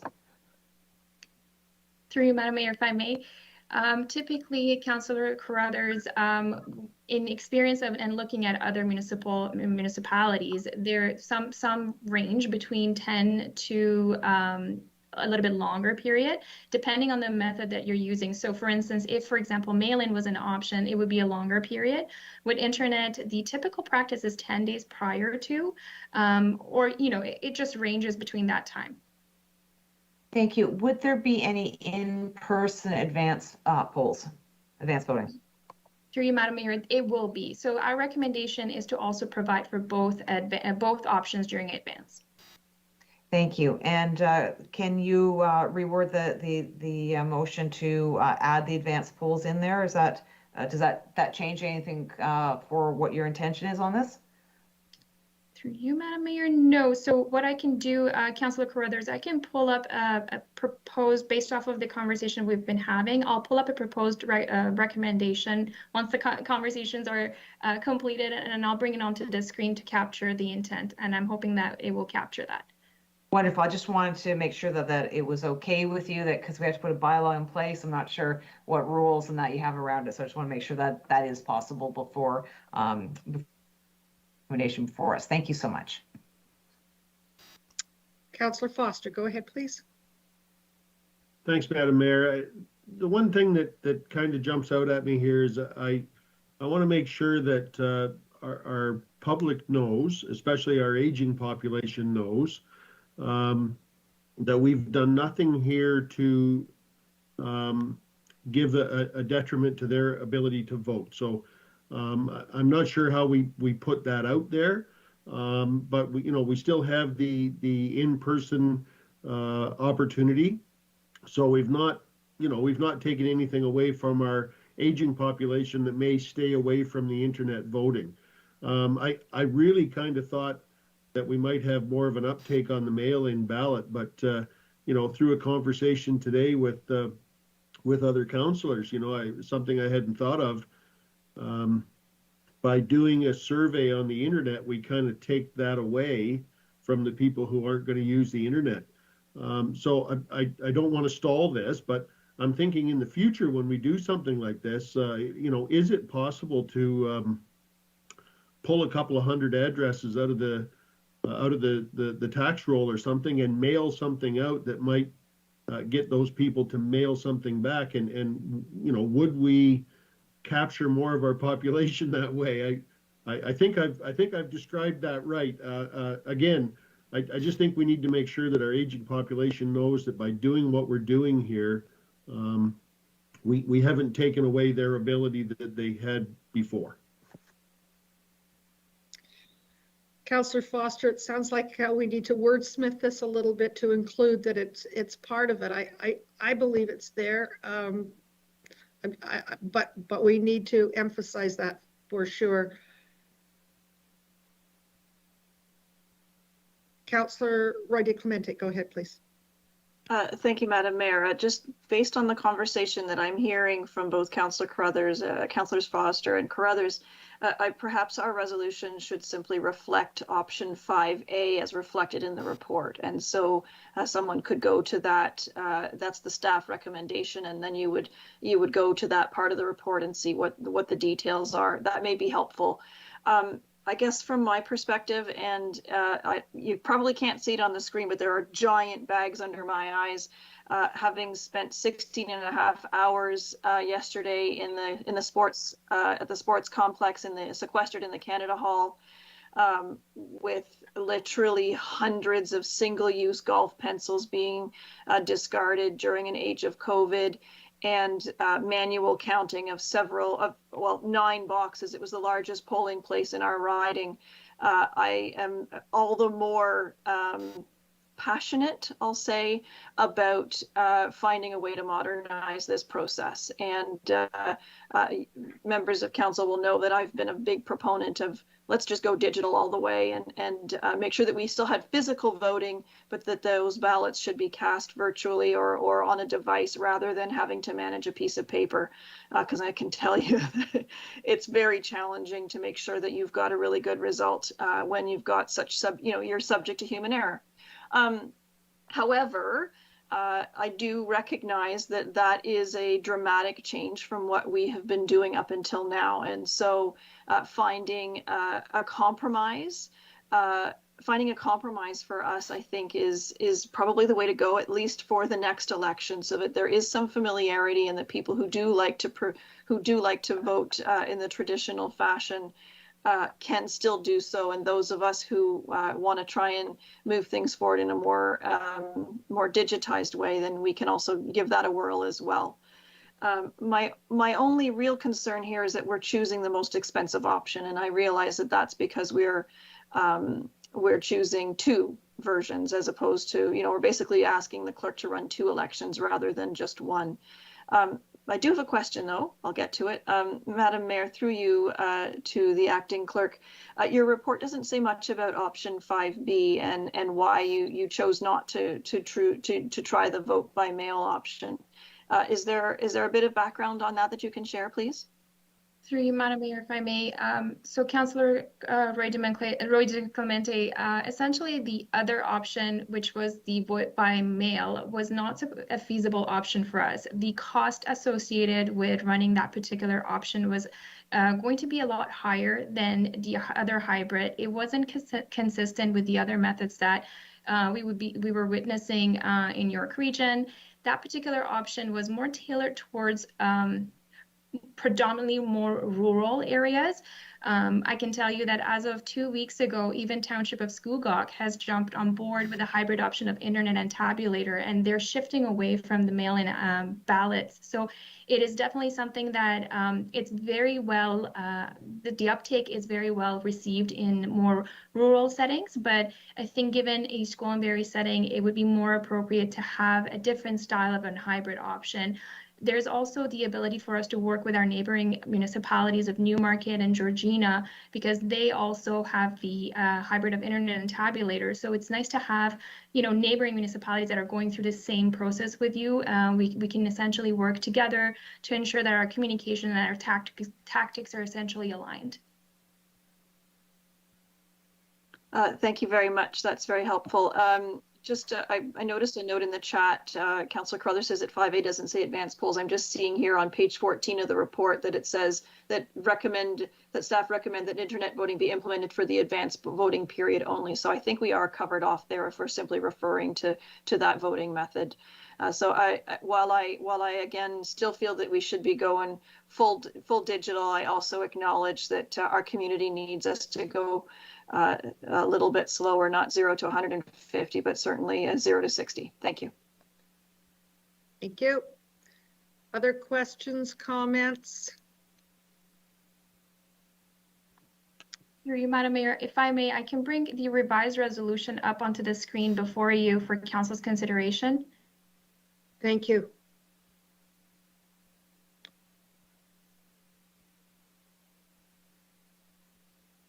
Can everyone see it? I can read it out if not, but if you can read it, then I won't.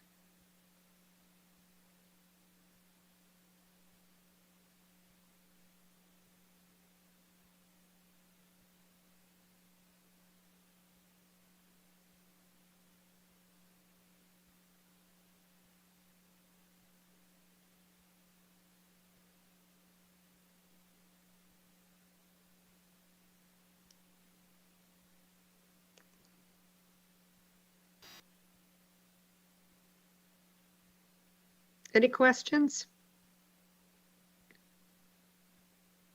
I have a mover and oh, sorry, go ahead, Councillor Carruthers. To Councillor Foster's point, I was thinking about, I like these as you've written them, but I was thinking about adding the word that council approve the continued use of paper ballots. But what you have here is great. So I'm just wondering if maybe that's a communications piece when this goes out to our residents, that just using that word that we're going to continue to use paper ballots and the rest of it. And that way it's right up front and it's not lost. So it's not so much has to be in this motion as much as we just need to make sure our communications are clear, because I think Councillor Foster brings up a very good point. People will see internet and that's all they'll see. And the people who are pro-internet will be happy and people who are against it will be upset. So I think just in our communications that we can use the word continue to use paper ballots and continue from there. Thanks. Thank you. Any other questions, comments? I'm not seeing any. Could I have a mover and a seconder, please? Councillor Persuccini, Councillor Foster. All those in favor? And that's carried. Thank you very much. That was a terrific report. And I really think we landed where we need to be at this point. I see all kinds of opportunities, even with some of the school groups that we may be able to get into to do a few voting scenarios. Once things are back to normal, it starts with students and works up to parents and many times. So wonderful. Thank you very much. I have Legal and Counsel Support Services memo regarding dedication of public highway John Candy Drive. Thank you, Madam Mayor. This is just a memo to advise council that we have a bylaw on at the end of the agenda, and the purpose of that bylaw is to dedicate two 1-foot reserves as public highway, and this will permit the developer to develop the Phase 6 Queensville lands. Thank you. Could I have a mover and a seconder, please? Councillor Persuccini, Councillor Crone, all those in favor? That's carried. Mr. Horner, is there anything else for us to deal with this evening under Legal and Counsel Support Services? Nothing else, Madam Mayor, but very happy to take questions. Thank you. Members of council, any questions of Mr. Horner? I'm not seeing any. We will move along to finance. It appears there are no reports at this time. Go ahead, please. Yes, thank you, Madam Mayor. We have no reports at this time, but I'm happy to take any questions. Thank you very much. Any questions of staff? Seeing none, we'll move along to item L, and that's administration. Again, no reports. Nothing to add at this time, Madam Mayor. Thank you very much. Any questions of Mr. CAO? Seeing none, I will move along to item M, and that's corporate services. We have one item here. Good evening, Madam Mayor, and on behalf of Corporate Services, I'm Margot Bajan, Director of Economic Development.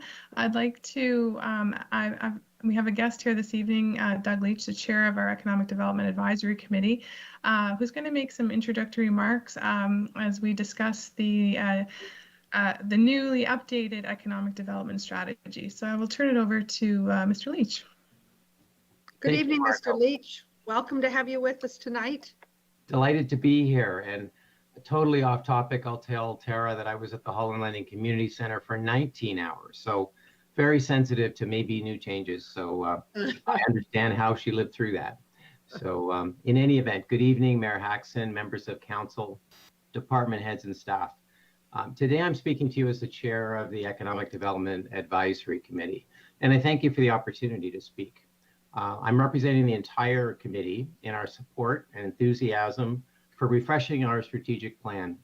We continue to grow as a town, and I have 3 thoughts that I'd like to share. First, there's great value to the town in having a data-driven strategy. So that positions us to build on objective versus subjective strengths and opportunities. Second, I can't understate the importance of embodying a business-friendly, customer-centric culture across our organization. We have been so fortunate in our ability to attract investment, but we should never lose sight of the fact that we're competing globally for a very scarce investment dollar and talent pool. Thirdly, and lastly, economic development is not in conflict with, but rather sustains our community development objectives. It's through sustainable development and growth that we're able to offer the services and amenities that we value, such as parks and trails, and so much more that makes us an ideal place to work, live, and play. The members of your Economic Development Advisory Committee feel we're at a great point of opportunity, and we're delighted to be able to support the town as we move forward together. And I'm going to turn it back to Margot. Thank you. Thank you very much.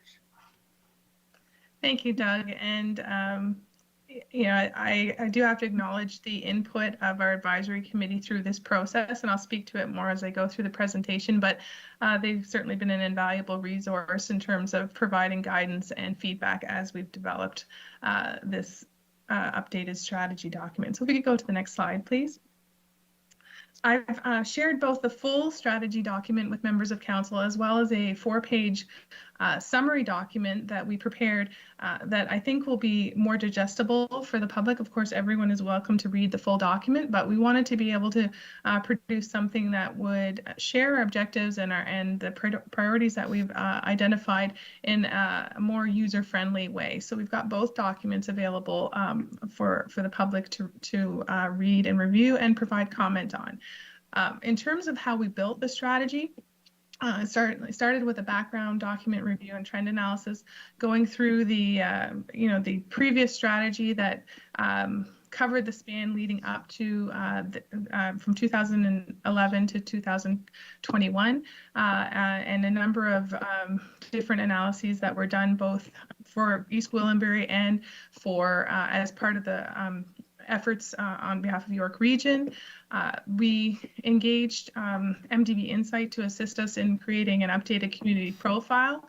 That's basically the who we are, what's our educational background, what are the types of occupations that our residents are involved in, what are the skill sets, and give us a much more up-to-date and complete picture than is available just strictly through census data.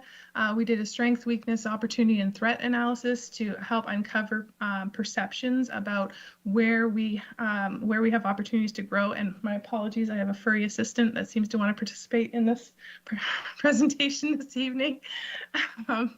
And the target industry snapshot that was completed by ROI Research on Investment. I shared that with members of council during our workshop last fall. We also took a number of opportunities to engage stakeholders through the business survey that was recently completed, the triage BR&E survey, council interviews, and the workshop that we participated in, and then a number of key informant interviews that included key members of the business community, members of the Economic Development Advisory Committee, and others. So all of those inputs came together to help us arrive at our strategic directions. Next slide, please. After doing that review, we sort of analyzed it in the context of national trends, regional trends. We looked at it from the perspective of COVID impacts both on our existing businesses and future growth trends in terms of where we see new opportunities and new places where EG can shine. We refined the value proposition for East Gwillimbury in terms of our analysis of what we do well, where we're likely to see opportunities for growth, what we can leverage, and where we might want to build a stronger foundation to be able to grow in the future. We looked at our workforce composition, as I mentioned, in terms of the skill sets and educational composition. Of course, we also factored in council priorities around job creation and the way that we want to grow our community, and then looked at, in the context of the resources that we have, where are we going to have the potential to have the greatest impact, so that it's not a strategy that is implementable and practical in driving our efforts going forward for the next 5 years. Next slide, please. So we landed on 5 key areas, or 5 strategic priorities. And they're not necessarily in any order of priority, but they are all areas that I think require attention. The first is investment readiness and infrastructure, so ensuring that we are business friendly and that we have the lands and the services and servicing available to support business growth and job creation. There is the investment attraction, which is that proactive energy to go after the types of investment and companies and businesses that will fit with our strengths and opportunities and create the kinds of jobs that we're looking for our residents. There is the business retention and expansion focus, because we know that upwards of 80% of all new job growth comes from our existing businesses, and especially at a time when we're emerging from the pandemic and trying to support business recovery, business retention and expansion remains more important than ever. And then what's somewhat new focus is entrepreneurship development and sort of growing the micro businesses that exist within the community, identifying where those businesses that may be operating out of a home are, and giving them the supports and encouragement that they might need to be able to grow and scale and create new jobs, perhaps moving into brick and mortar location somewhere else in the community. And then to support all of that, a commitment to enhance communication. So not only telling the building relationships with the business community and having them be part of the conversation about what our growth objectives are and what we can do to support their needs, whether it's training supports or connection to other resources, but also better communicating with our residents about what is economic development, what are we trying to achieve, and what has been the progress to date. And that's typically been, communication is always, the last consideration. And so we wanted to bring it a little more front and center and make sure that was resourced effectively so that it can be a part of an ongoing conversation. As Doug alluded to, economic development, we tend to, in a municipal setting, focus on sort of a very narrow focus around job creation and attracting new companies, but economic development as a practice is really about building sustainable economies and ensuring that all residents can participate actively in the economy, and that it can support the kind of community development and community life that we all want to achieve. And so really important that we keep that front and center in our communications going forward. Next slide, please. So this is just a snapshot of the summary document that you've received, where we talk about our primary target sectors, and these have not changed. These were identified as part of the target sector analysis, and we know that we have existing strength and growth opportunities in manufacturing and food processing as a result of our agricultural assets, the construction industry and construction tech sector. We've seen growth and continue to see growth.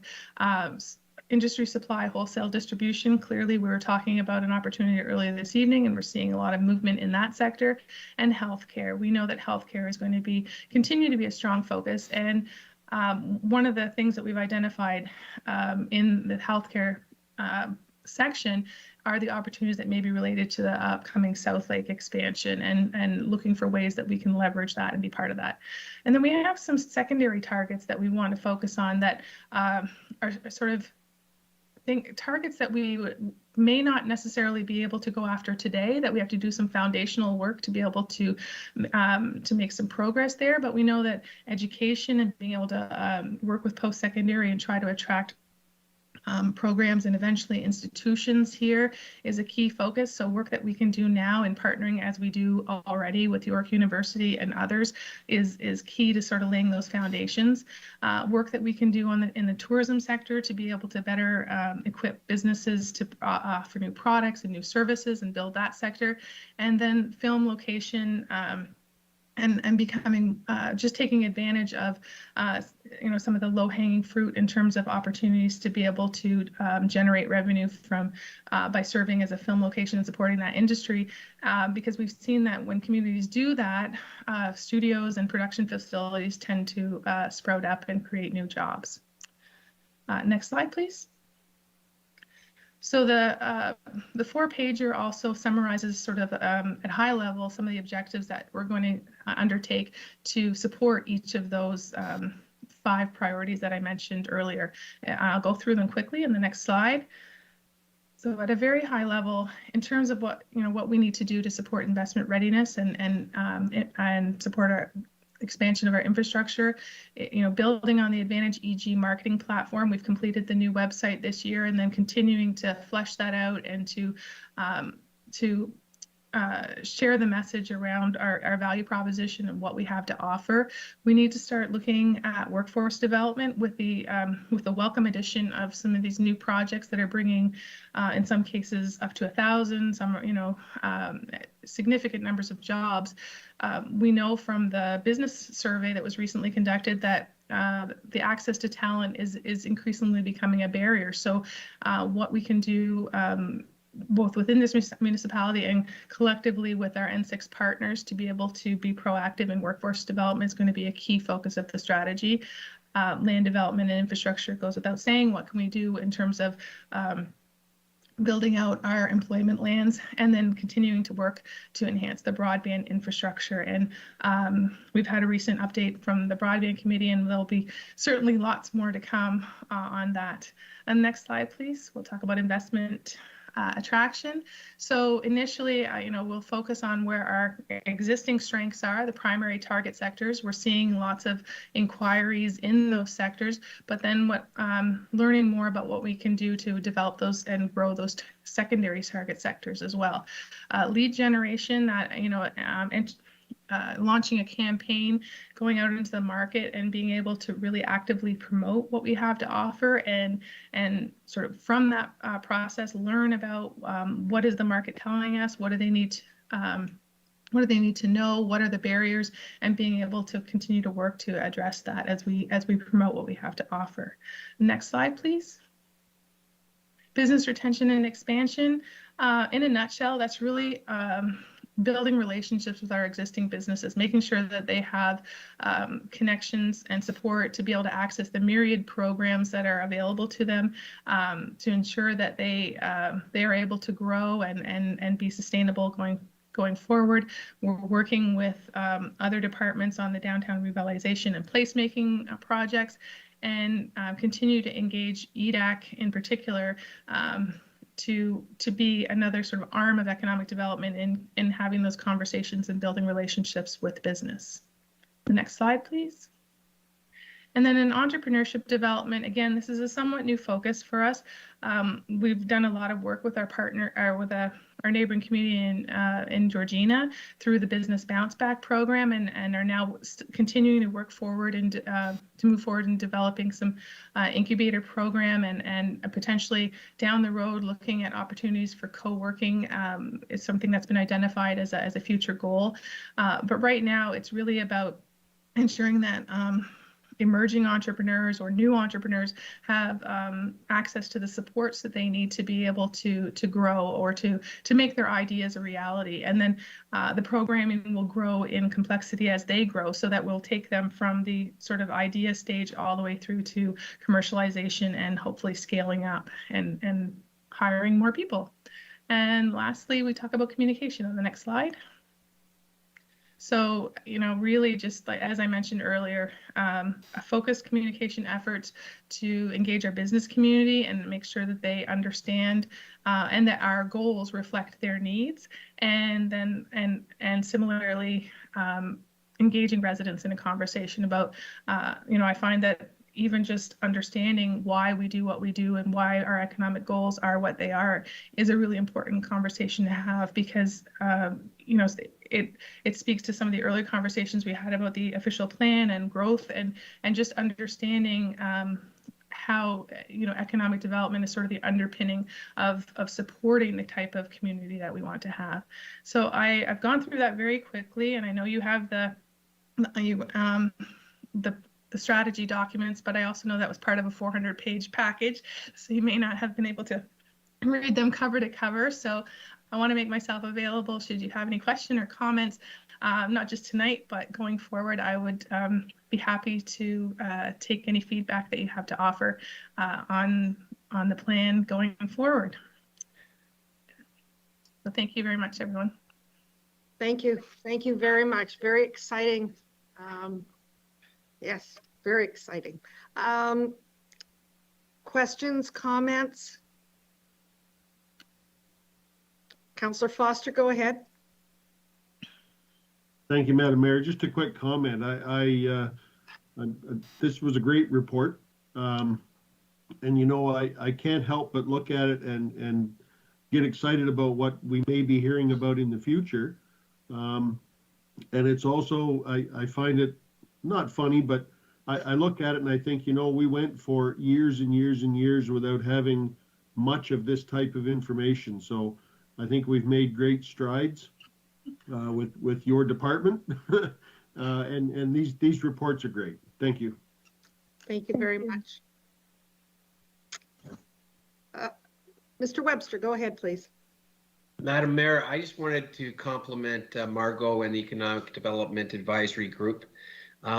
This is an important item, lots of information, and I'm wondering if we could bring it forward in a future workshop for some discussion. You know, maybe to break it into chunks, talk a little bit about how this new major employer that we're attracting to our business park fits into it, the servicing questions. And I know Margot was trying to be timely tonight, but I think it might be an area where we take some time, walk through the various aspects of it, and we can commit to either in Q4 or early in the new year, bringing this back for some more thoughtful discussion with council. Thank you, Mr. Webster. I think that's a great suggestion in working along with our new partners as well. So thank you. And I'll leave it to Margot, whatever you might feel is the right timing, whether it's into the new year or before, then whatever works. I'm sure you'll work along with us to find the appropriate time. Certainly, Madam Mayor. You don't have to ask me twice. It's my pleasure to talk about this stuff at length. So whenever we can find a window. Thank you, and please extend our sincere thanks to the committee, particularly. I'm assuming Doug is still on, but they have worked tirelessly, and we do appreciate it very much. So please pass that along to them. Thank you. Certainly. I saw a hand up.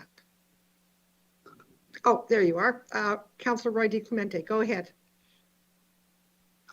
Thank you, Madam Mayor. I just wanted to clarify at this point, are we receiving and referring it to a future workshop, or are we receiving and adopting the strategy and also referring it to a workshop? I think I don't want us to be shelving this and not adopting it or not endorsing it, so that we want it to be a strategy that's in effect and that becomes a document that Ms. Bégin refers to often, and that we also use as a resource in our own work. So I don't want us to lose track of that piece of it. So at this point, it's just before us for receipt. Are we looking to endorse it or to adopt it, or are we going to send it to a workshop first? Thank you. Mr. Webster?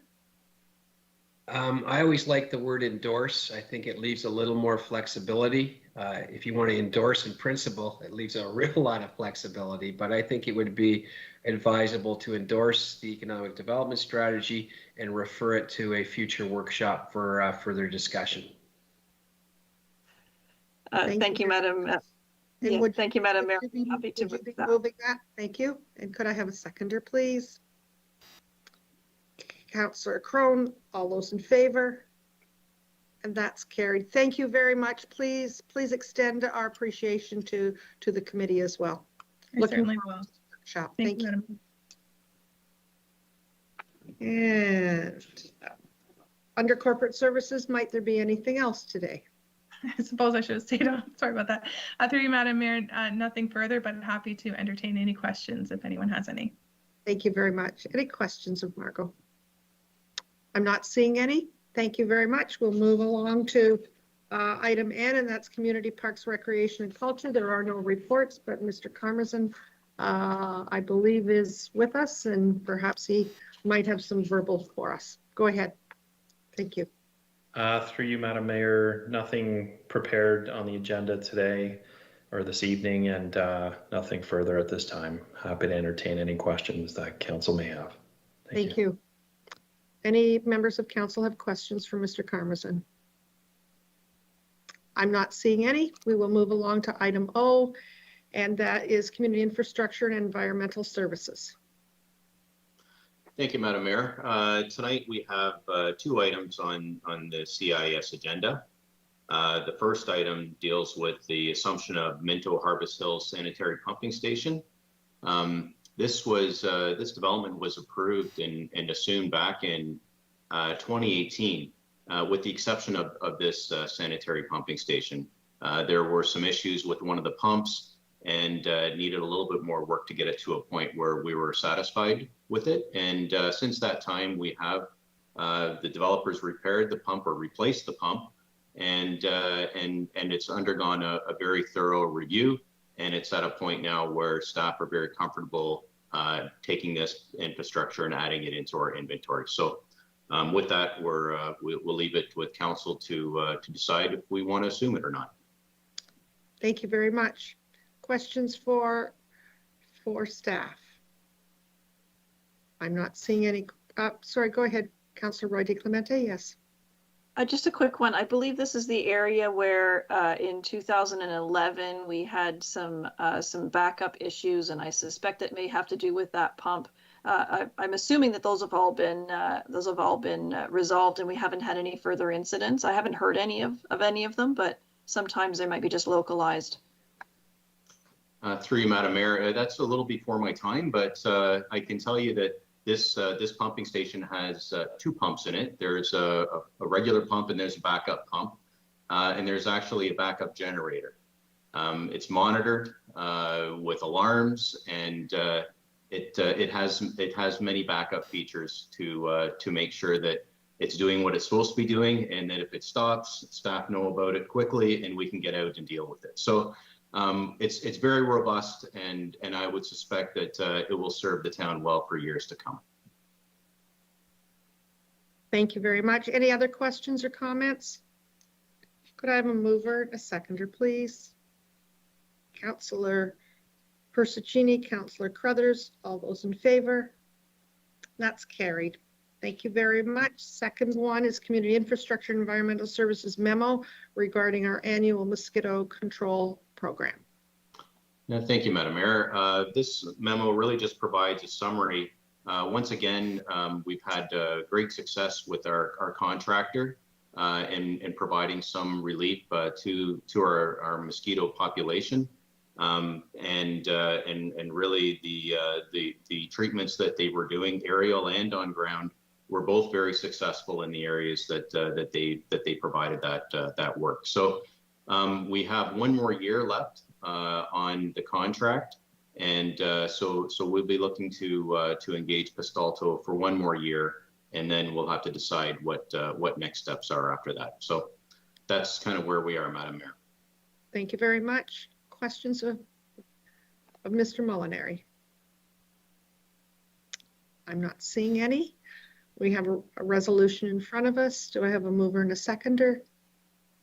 Councillor Morton, Councillor Foster, all those in favor? And that's carried. Mr. Molinari, anything else we should be aware of? Nothing further at this time, but happy to answer any questions. Thank you very much. Are there questions of Mr. Molinari? Seeing none, thank you very much. We'll move along on our agenda to Emergency and Community Safety Services. There are no reports at this time. I did see the chief there a little earlier.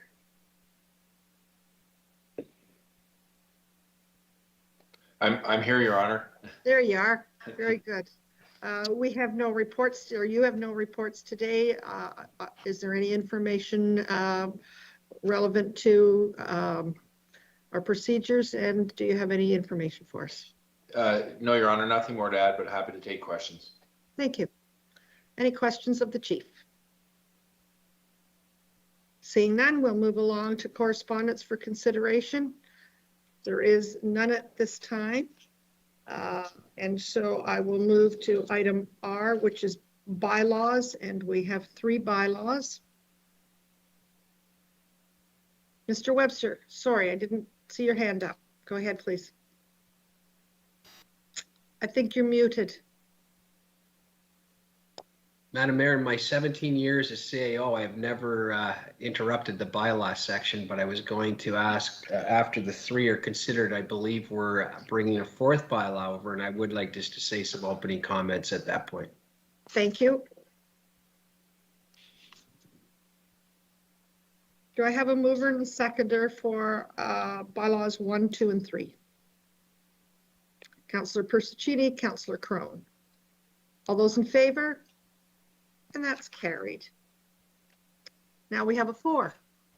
I will ask our acting clerk to bring forward the 4th bylaw. This is a little awkward, but we can make it work. And this is a very well-deserved appointment. And Tara joined us many years ago, and has worked her way up through the organization from a co-op student to committee coordinator to deputy clerk to acting clerk. She's been an invaluable resource to us in our COVID response and in our modernization efforts. And it's a very, I'm very pleased tonight as CAO to announce her appointment effective with this bylaw on the 21st day of September 2021. So we bring this bylaw forward tonight for council to ratify. Thank you, Madam Mayor. Thank you very much, Mr. Webster. Questions about the bylaw? I'm not seeing any. Could I have a mover and a seconder, please? Councillor Foster, Councillor Roy DeClemente, all those in favor? Can we have a recorded vote, please? We can do that. Oh, I'm not sure she wants to do it. It's not American Idol. Just bear with me for a moment, and I'm going to pull our recorded vote sheet. One, please. Councillor Roy DeClemente, you have requested for a recorded vote. How do you vote? Yes. Councillor Carruthers, how do you vote? Yes. Councillor Crone, how do you vote? Yes. Councillor Foster, how do you vote? Yes. Haxton, how do you vote? Yes. Councillor Morton, how do you vote? Once again? Yes. Councillor Persuccini, how do you vote? Absolutely 500%. Yes. Thank you, Madam Mayor. That motion's been carried. Congratulations. Thank you Yes. very much. Thank you.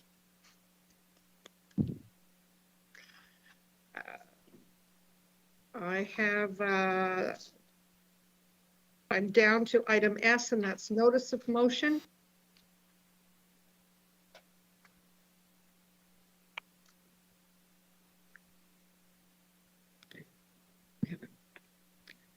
So I will, sorry, go ahead, Councillor Roy DeClemente. It's your motion. Yes, it is. Thank you, Madam Mayor. Just given our previous discussion regarding the heritage districts, I was going to request that, and I don't know if I need to move it or what have you, but that we simply refer this matter to our council meeting on October 5th. Thank you very much. And I'm sure before that we will have information on how we want to proceed with it. So is it a motion that I need to make in order to make that happen? Through you, Madam Mayor. Councillor Roy DeClemente, perhaps we can reword the resolution to say that the notice of motion be received and the matter be referred to a future council meeting. That works for me. I just want to make sure that we address it appropriately. Should we have a specific date or just future? I was suggesting October 5th, which is when Mr. Ramuno said he would report back to us as well. Thank you. We'll put that in. Bear with me for a moment and I will pull up the resolution.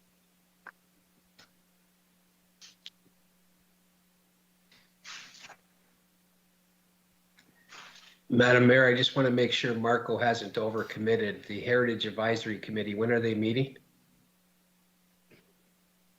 This Thursday. And when's the agenda deadline? They're pretty quick in between here. So would it be okay if we say report back in October 2021? Would like to make sure we get this one right. Yes.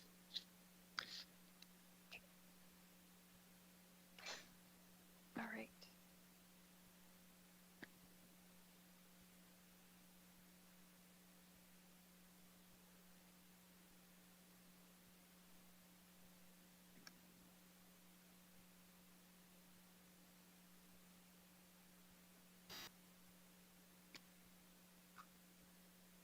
Can everyone see that?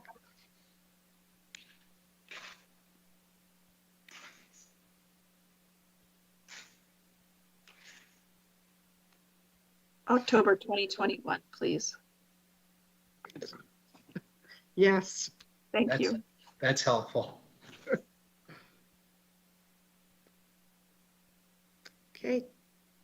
Just need a mover in a second. Okay, so a mover and a seconder, please. Councillor Roy DeClemente, do you want to move that? I think you had Councillor Persicini and Councillor Crone doing that, and that I'm fine with that. Thank you. Councillor Persicini will move it and Councillor Crone seconding that motion. All those in favor? And that's carried.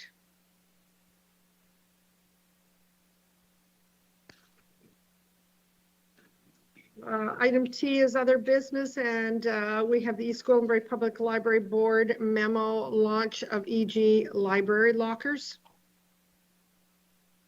Thank you, Madam Mayor. The library recently launched the Library Lockers, a one-stop shop, if you will, to core library services. The lockers provide residents with whole pickup, item return, and a small selection of grab-and-go titles at the sports complex. We are proud to say that we are the first community in York Region to install this service. The lockers were selected by the town of East Gwillimbury as a recipient of funding from the Modernization Grant, and on behalf of the Library Board, we graciously thank town staff and council for their support. Thank you. I'm happy to answer any questions. Thank you very much. Sounds very exciting. Questions? I'm not seeing any questions. Could I have a mover and a seconder, please? Councillor Persicini, Councillor Roy DeClemente, all those in favor, and that's carried. Thank you very much, Monica. Our second item under other business is our October 13th Council Workshop Topics, Municipal Bylaws Discussion Update, and Tree Preservation. Was there anything else that was going to be on that workshop as well? Madam Mayor, we think those are two fulsome topics for that agenda. Thank you very much. And I will move down to our confirming bylaw. Be it resolved that bylaw number 2021-080, being a bylaw to confirm the proceedings of council meeting held on September 21st, 2021, being taken as read and acted and signed by the mayor and municipal clerk. I have a mover and a seconder, please. Councillor Persicini, Councillor Morton, all those in favor, and that's carried. And we have an adjournment at 8:21, moved by Councillor Crone, Councillor Crothers, all those in favor, and that's carried. Thank you very much. We covered a lot of ground tonight, and I appreciate it. All the cooperation from council and staff.